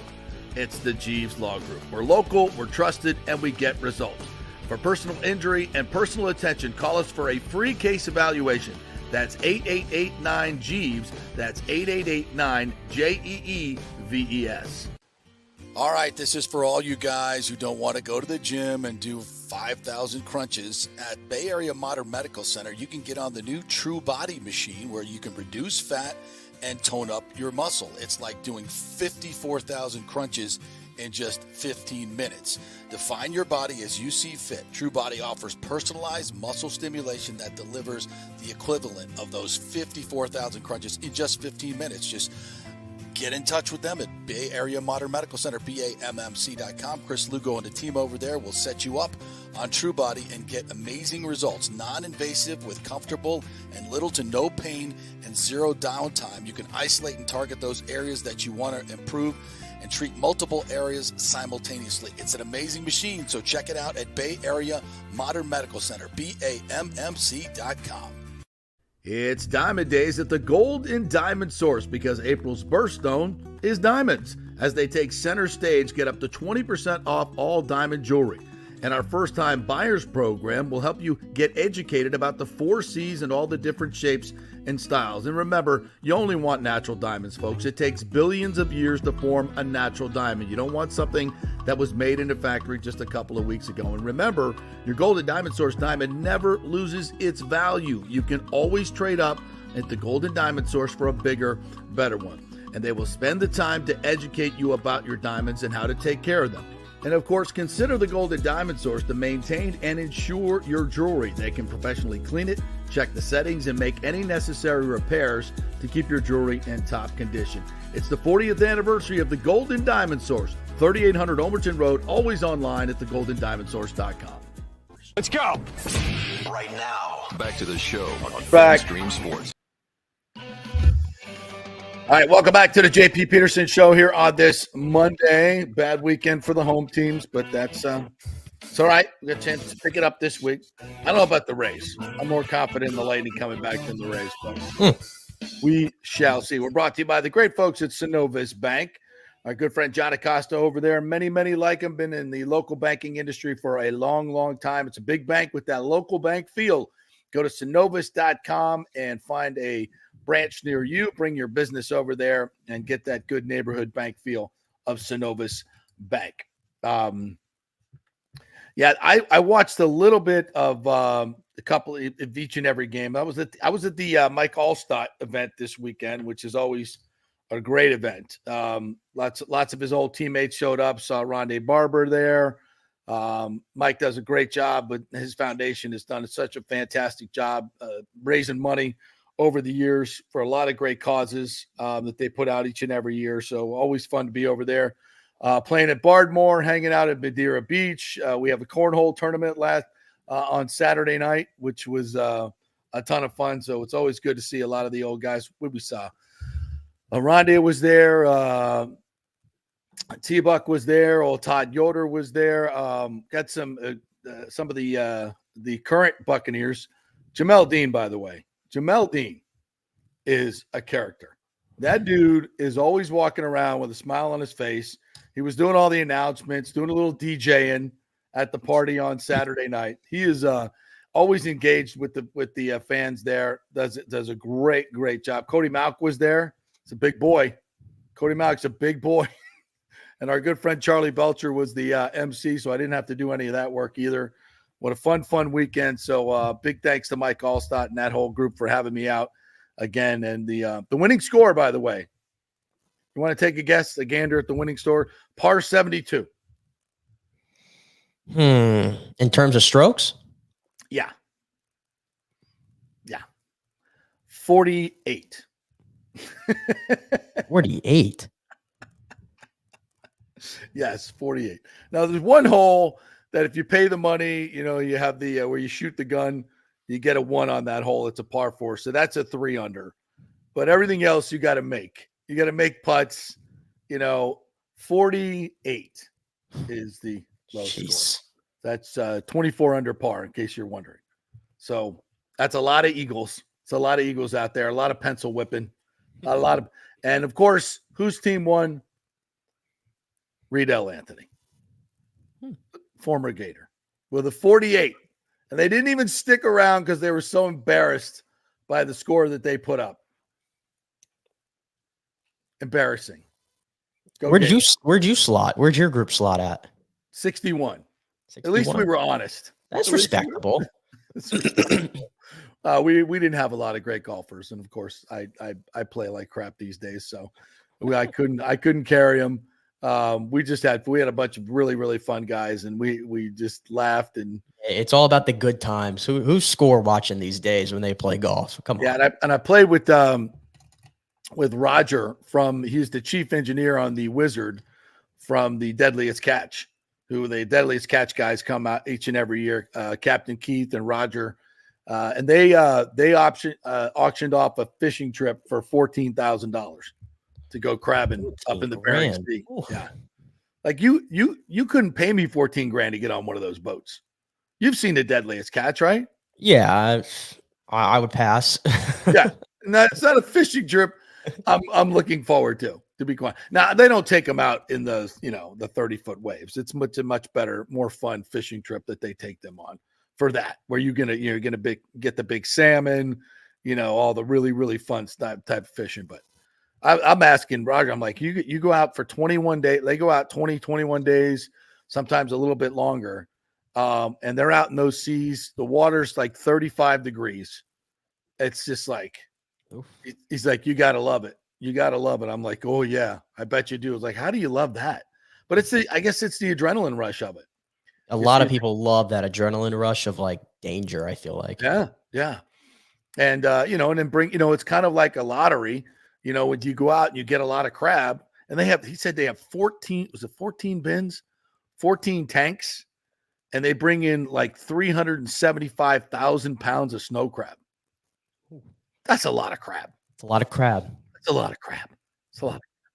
So very interesting work that they do there on the Deadliest Catch. But no, not for me. There ain't enough Dramamine in the world to get me out on one of those boats in 30-foot waves. No, thank you. But You guys have at it. You have at it. All right. Anyway, so that's what I did for the weekend and enjoyed it. Enjoyed it thoroughly. The golf is never the thing in the All-Star thing. It's like there's drinks, food on every hole. It's you're just having a ball, enjoying the free alcohol, enjoying the free food, and it's just all weekend long. Nothing but and it's always great folks. Always great folks out there having a good time. Golf is very much secondary. It's a party, and I appreciate Mike inviting me each and every year, and he's doing great. It's good to see him. All right, so how are we going to fix the Rays, my friend? You're the baseball guy. You tell me, how do we fix the Rays? It's tough to evaluate the Rays right now because number one, it's early. It is early. I think they're still hovering right there at 500. And I mean, listen, they're only like a game off the pace of what the Dodgers are playing right now. So when you look at it that standpoint, I mean, the Dodgers have all that talent and all that money, and they're not exactly circling the entire league at the moment. So, and again, the Rays, it's like you're just waiting for them to put together these consistent games to stack them up. And I will say what was encouraging against the Yankees, which was obviously a very red hot team coming in, is the bullpen seemed to, outside of Chris Davinsky, who for the life of me, I can't understand why he's still on this roster. He's not a major league arm at this point in his career. There's just nothing there. Outside of his bad inning, I thought the bullpen was outstanding against the Yankees. Outstanding. And case in point on Saturday, it's tough to go on the road, especially against that team, and blank them for 10 innings. And that's exactly what they did. Now, would I've loved the Rays to score similar runs? Of course. But that was encouraging, the bullpen. And notice Fairbanks didn't pitch in any of these games. And in that game, when they went to the 10th, it was Garrett Clevenger who came on. And he was the one who got the save. So right away, you're already seeing Kevin Cash start to mix things up a little bit and give some other guys some save opportunities while they seem to try to figure out what's going on with Pete Fairbanks. But as I kind of said when we talked about them in the first segment, I feel like the lineup, and this is odd. Remember how last year, and this is typical of most Rays teams under Cash, the lineup looks different typically every day. This year, the lineup has looked very similar on a game-to-game basis. And it's been kind of weird. And there hasn't been much adjustment to sort of who's doing well, who's not. Like Rosario is like the only guy that I've seen that's moved up in the lineup because he deserves it. Ahmad Rosario is hitting 351, which is fourth in all of Major League Baseball at the moment. He's been fantastic. Where would they be without him? Where would they be without him? It's just clutch hit after clutch hit. He's the guy that gets it done. But yeah, you're just kind of waiting for when is Yandy and when are Randy going to mix it up. And as I said earlier, I think it's time to shake things up with that lineup, move some guys around, try some new things, and see if you can get Randy going, because I think it's a detriment to their offense that the guys that are hitting at the top of the order are just giving you nothing. I think that's what's really, really killing them right now. Well, and what are you going to do? Sit Yandy down? No. You're not going to sit a Rosarena down? No. These guys just have to get going. And the Yandy thing is weird because he's been so consistent over the years. And it's probably just a blip. I mean, we're 3 weeks into the season. It's not that big a deal, but that's the thing. When you've lost Josh Lowe and of course, Brandon Lau on the DL again, and the Wander situation is what it is. When you lose those guys, it just becomes even more glaring because the reason they were so good last year is because they finally had some depth to the order, right? They had it was much tougher to pitch around guys. Now, I mean, you can pitch around a Rosarena. You can pitch around some of these guys because there's so many holes in the lineup, especially with you don't want to pitch around Randy right now, right? If he doesn't see some strikes, then he's just going to start getting slap happy and start swinging at bad stuff, which is what we've seen. Well, yeah, it feels like his strike zone, his sense of the strike zone is just not there right now. It's awful, right? And that's what I'm saying. And Randy's had these spells before, and this is why Randy's the biggest star on the Rays, and rightfully so for everything he's done on the big stages. But Randy, kind of like not to the extent of Brandon Lau necessarily where it's super hot and cold, but Randy has a tendency to get very hot and cold, and his swings get really long at times throughout the season. And it just so happens that it's happened at the start of the season this time, rather than, like the dog days of the the summer. But like I said, he put on all that weight. He put on all that weight and all that muscle, and you're starting to see like it's going to take him some time to sort of adjust to that at the moment. Yeah, it's which I still don't understand why he did that. Like he was strong enough to hit home runs. It's just bizarre. Why would you change your body dramatically, especially as a baseball player? Because it's going to affect your the small twitch muscles, right? That's the baseball swing and the pitching motion are so. I mean, you got to be locked in, and even the smallest deviation in your fundamentals or your size or strength is going to factor in. You got to learn how to do it a different way. So when you've been so good for so long, I didn't see the upside of that for Randy Arozarena. So, and it did also hurt my soul yesterday. Speaking of the Dodgers, Glasnow went, I think, 7 shutout yesterday, with 10 strikeouts, and has been phenomenal over there. I think he leads the league in strikeouts right now with like 44 of them, I want to say. Hurts my soul. It hurts my soul seeing that guy play for a different team. It but really Pepio's does. been good. But Pepio has been solid for this team. So, and we saved all that money. Oh wait, it's not your money or mine, is it? No, it's not. No, it's not.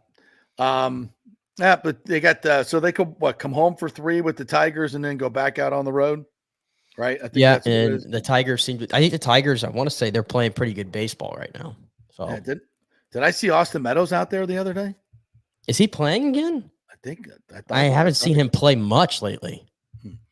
Could be wrong. James says the Rays may be a 500 team with this lineup and this pitching staff. I called 85 wins before the season. I'm sticking with it. Well, I mean, right now, again, they haven't played their best baseball and they're hovering around 500. It could be a lot worse. Mm-hmm. It could be a lot worse. And the one thing I will give this Rays team, even though I don't think it's sustainable, it doesn't ever feel like they're out of games. They've done, to their credit, they've done a really good job. I wish they'd find it earlier. But when it gets to the 8th inning and some of these 9th innings, they seem to find something. They are able to string together hits. Like the at-bats get a lot better late in games for this team for whatever reason. It kind of feels like that's a lack of focus, though. It should be more consistent than that. Why wait till the end of the game? I mean, get it done early on. That's what you really. That's obviously ideally what you want to find, but yeah, we'll see what they could do here. It's still early though. It's still early to make a big determination on the team, I think. All right. Well, this is important. As Lonnie says, City Connects drop next Monday. By the way, important. You uniform guys, I don't know anything about this stuff. I don't even know what City Connects is. Is that just like, so you put the name of your team on there, your city? Is that the City Connects? What is that? I don't even know. Yeah, there's usually like a flair to or a nod to something in your specific area. Some of them kind of don't make as much sense. Like if you look at the Philadelphia Phillies ones, they're like blue. And they have the hat though that has the bell on it, which looks nice, but the jersey itself doesn't make much sense. So some of them are good, some of them haven't been. Like I think the Mets just came out with one and it had like the Brooklyn Bridge on the hat, which kind of looked cool. But we'll see what the Rays do with it. I'm holding out hope that there's something that says like Cigar City or something on the front. I think that would look really, really cool. As Lonnie says, to be fair, the Rays hardly connect to their city. Well, there you go. That's an interesting. And which city are they going to connect to? St. Petersburg or Tampa? I was going to say, because as much as I like Cigar City, that's more of a Tampa thing than I would say a St. Pete thing. Well, don't they have to now, given the situation where the stadium deal is, have to put St. Petersburg on it? Isn't it like an absolute, or they're not getting any money? I think the city council people will lose their mind if it doesn't say St. Petersburg, right? I don't know. You're not going to say, you know what?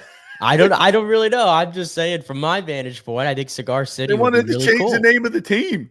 At least they're going to have to do a nod to. The only thing I will say about Lonnie says though is like he says, please just don't be a yellow uniform.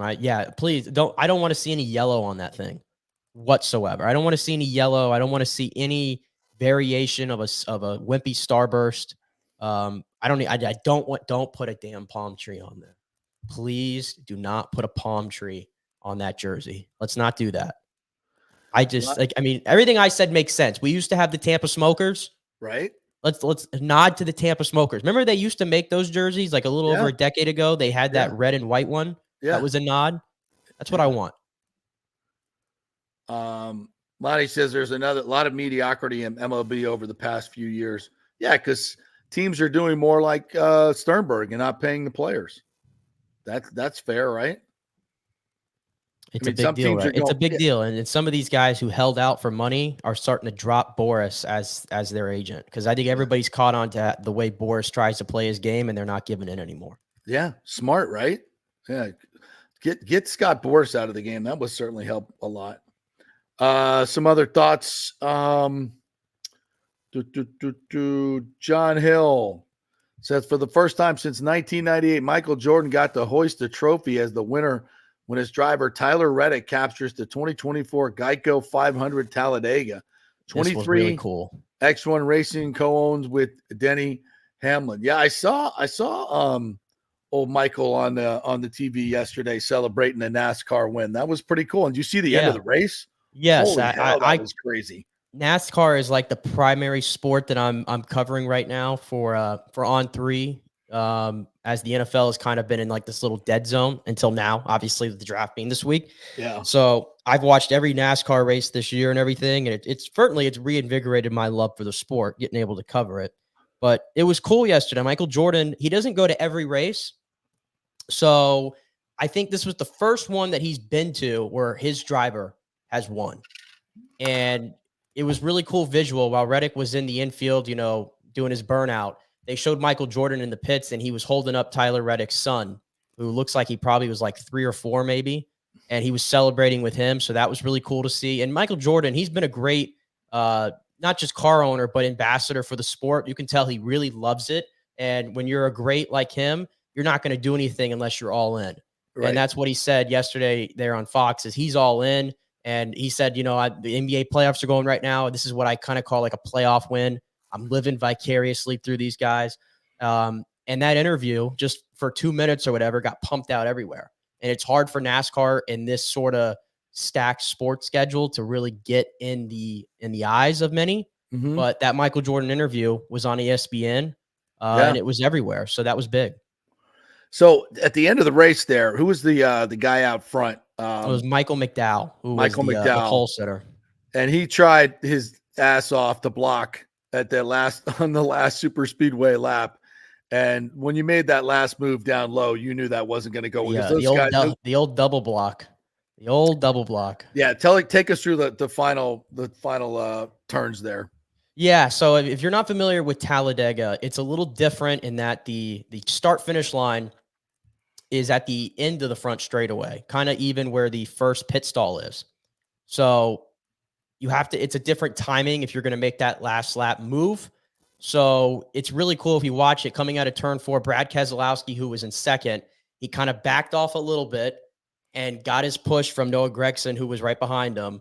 And then he timed it. He went up high. McDowell blocked him, and then he just jetted towards the bottom. Brad did, and McDowell tried to get there, but he couldn't clear him. There was nothing Brad could do. Right. And McDowell didn't really do anything wrong. They're racing to win at Talladega. That's what you have to do. If he doesn't block there, he's going to get passed. He's going to get passed because he he had no momentum. You're just kind of a sitting duck out there. So he got worst place to be on the final lap is in first place. For the most part, yeah. So that's how it goes. He was in control of like the final 20 laps, and then he had all the control down to the last few seconds, and there he goes into the wall.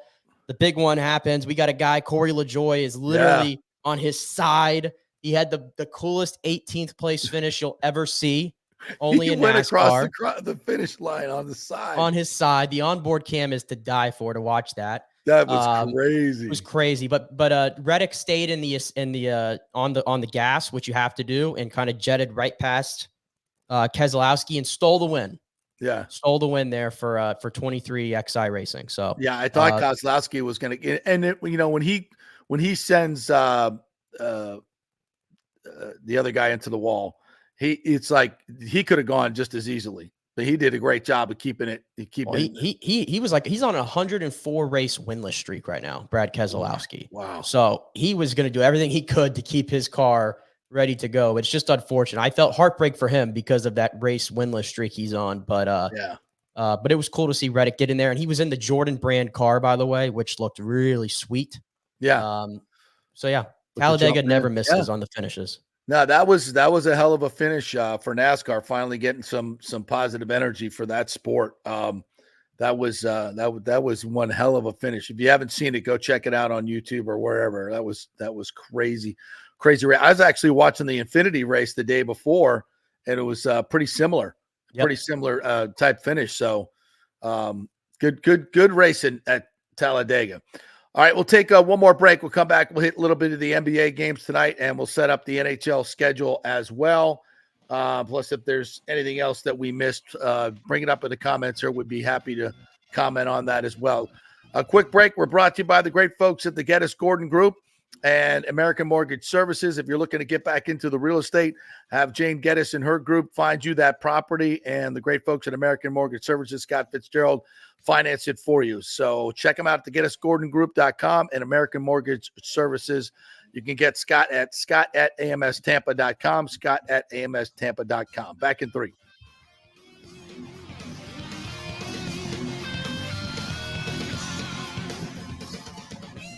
JP here for the Jeeves Law Group and my man, Scott Jeeves. If you're going to hire an attorney, do you want some guy looking for a quick settlement and a quick buck, or do you want an attorney with some chops?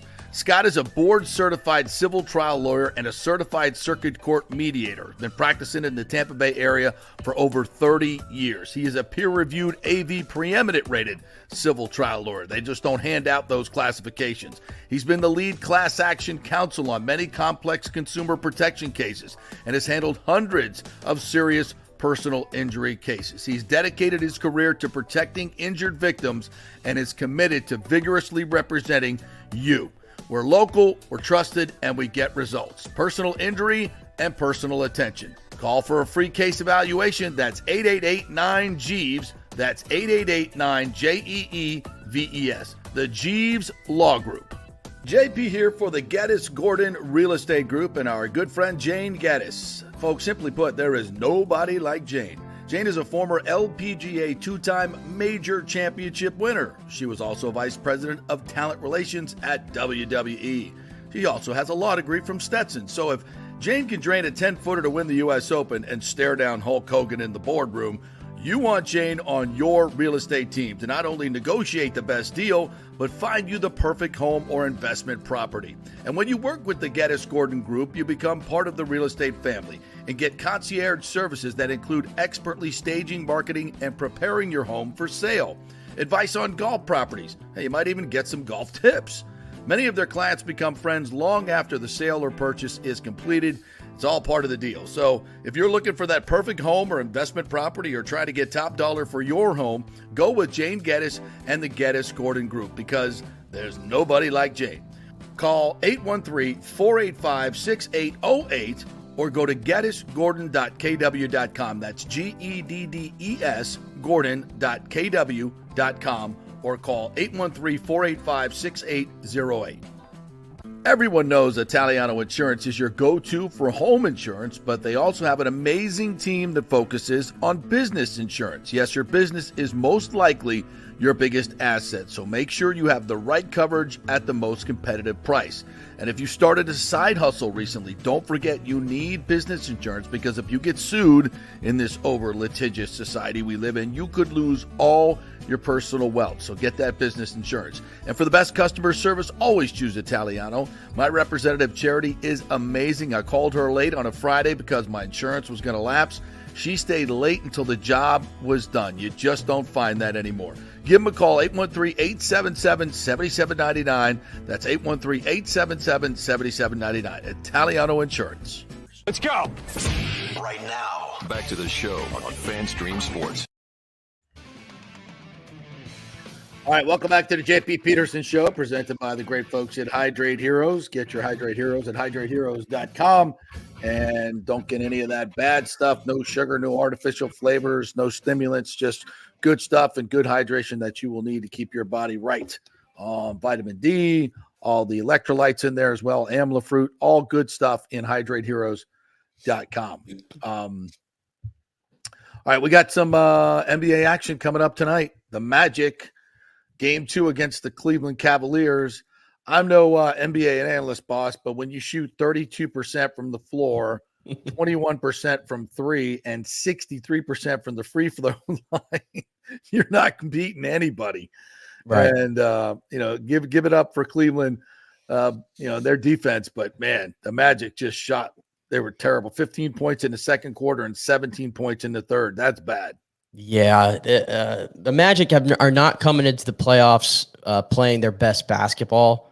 They probably could have clinched a lot earlier than they did. Yeah. Which worried me because, it's a very young team, and it's like sometimes you might hit a wall all at once. And in this game in particular, like you said, when you shoot like that, that's an easy way to identify what went wrong for them. They got out rebounded as well, 54-40. In Cleveland, the big thing is, Paolo Banchero is a good player, and he might become a great player. Same thing with Franz Wagner. But you know who is a great player already?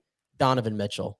And there's a difference there between those players, and he put up 30. And some of the shots he made in this game, it's like you literally have to just tip your cap to the guy and go, well, he's an all-world player for a reason. So that was my sort of observation. And the biggest thing with the Magic that's really hurting them, and this dates back to the regular season, is they're always chasing the game.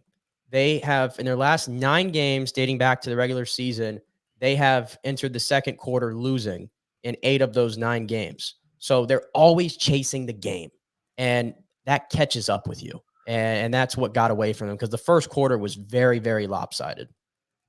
When I saw them the other day in the season finale against Milwaukee, they were down 9 after the first, and they were sleepwalking. I was like, wow, this is an important game. The starters have to do a much better job of setting the tone. Yeah, they were just walking around. I'm like, there's just no intensity here at all. And first game in the playoffs, it haven't been there in a while. You're not making shots. I get that, but let's see what they do tonight in game 2. That'll be interesting. That's 7:00 start tonight on NBA TV. NBA TV. Yeah, that's what it says here. Well, so you can watch it on Bally's. You got It'll be on Bally's. It'll be on Bally's. I watched it on Bally's because I'm not watching the ESPN broadcast of some of these games. I tuned in to the hour-long pregame for that game, hoping that I would get some Magic talk from the big talking heads, and I got like 90% talk about the Lakers and the Nuggets, and I'm like, that game, we're the Magic are about to play. Can we talk about this game? And then I reminded myself, has Stephen A. watched any Magic basketball this year? No. Not one game. Yes, speaking of Lakers and the Nuggets, game 2 tonight, the Nuggets have beaten the Lakers 9 straight times. They have no answer for Jokic, Murray. They've got no answer for him. And LeBron's playing his ass off. Like, I don't think LeBron can play any better. That was AD. Yeah, and AD is too. The freaking Nuggets are good for a reason. They're champions for a reason. And it was funny because I'm watching the game. We're watching it at the hotel, and the lovely Ashley doesn't watch a whole lot of NBA, and I'm also with her son, who I'm coaching in basketball. I'm like, watch this guy play. Watch the dad bod god play. She's like, he doesn't even look like a basketball player. I'm like, I know. Just watch him play, and just the funky angles and the silly shots that he makes, but he's always in control. He has such a way of reading the floor and just making everybody. And I said, watch, they'll get an open. He'll either make a shot or they'll get a wide open shot because of him. Watch. And it's just like every time down the floor. The dude he's just that good. He understands the game that well. He knows where the double teams are coming from, who's open. They're just a really well-coached, well-oiled machine. I don't see the Lakers winning more than 1 or 2 games in this series. It's certainly not winning. And if the Lakers, I always subscribe to the don't count LeBron out theory. Yeah, you have to. But at the same time, playing the Nuggets in the first round, I mean, it's a tough draw. I'm sorry, but I'm going to count them out. Like I have no choice. I have no choice. The Nuggets are just that good. And the Lakers, unless it's LeBron and AD, like, is D'Angelo Russell going to help you? He was like 0 for 6 from 3 in that game. It's what you get with D'Angelo Russell. He's just so inconsistent from game in and game out. Yeah, somebody has to step up, a third, fourth guy, or they got no shot. And then the Knicks and Sixers tonight. Who knows what you're getting from Joel Embiid? Embiid got hurt, right? Yeah, he hurt his knee again. But he came back and played. He played through it. And a lot of people are like, why are you even playing, bro? And there was what's weird, he just surgically repaired knee, had an MCL. It's got this big brace on it, and there was like blood coming out. Like not a lot, but just like I'm like, did he open the incision? Like the incision should have been closed for a long, long time. Like, what's bleeding? It's weird. And yeah, he hurt his knee again, but he played through it, and he's playing on one leg. Probably shouldn't even been playing, but him on one leg is better than without him. So the Knicks 7:30 tonight. So they'll play at they're on TNT while the Orlando Cleveland game gets relegated to NBA TV. Yeah. Toronto and Boston tonight at 7:00. I'll be watching hockey tonight. Toronto and Boston. Boston just embarrassed them 4-0 in game one. We'll see what comes back. And as Eric said earlier, Nylander probably not playing. Carolina and the Islanders, that'll be at 7:30 on ESPN2. And those are game two. Carolina won the first game there, but pretty tight game. Then we got Vegas and Dallas starting at 9:30 tonight. Yeah. This is going to be your favorite series? Why is that? Dallas is my team to beat in the entire NHL. Really? They're my favorite. They run out four, kind of like Carolina or Florida does. They have four lines that all go. They have the goaltending. They have the defense. This is Dallas's year. And then you juxtapose with that with Vegas, who kind of just got into the playoffs. They just kind of got in. They didn't even have 100 points, but they're loaded. And now they add Mark Stone back tonight. So that's why that's my favorite series so far, or on paper. All right. So and then tonight at 10:00, the Kings and the Oilers get it going as well. They haven't started their series yet. So you got NBA playoffs and NHL playoffs tonight. Enjoy, and of course the big question that we haven't addressed today, by the way, JP, because I know you're such a fan. Yes. Did you have a grade yet? Have you listened to your Taylor Swift album? I did. This was the big news that came out over the weekend.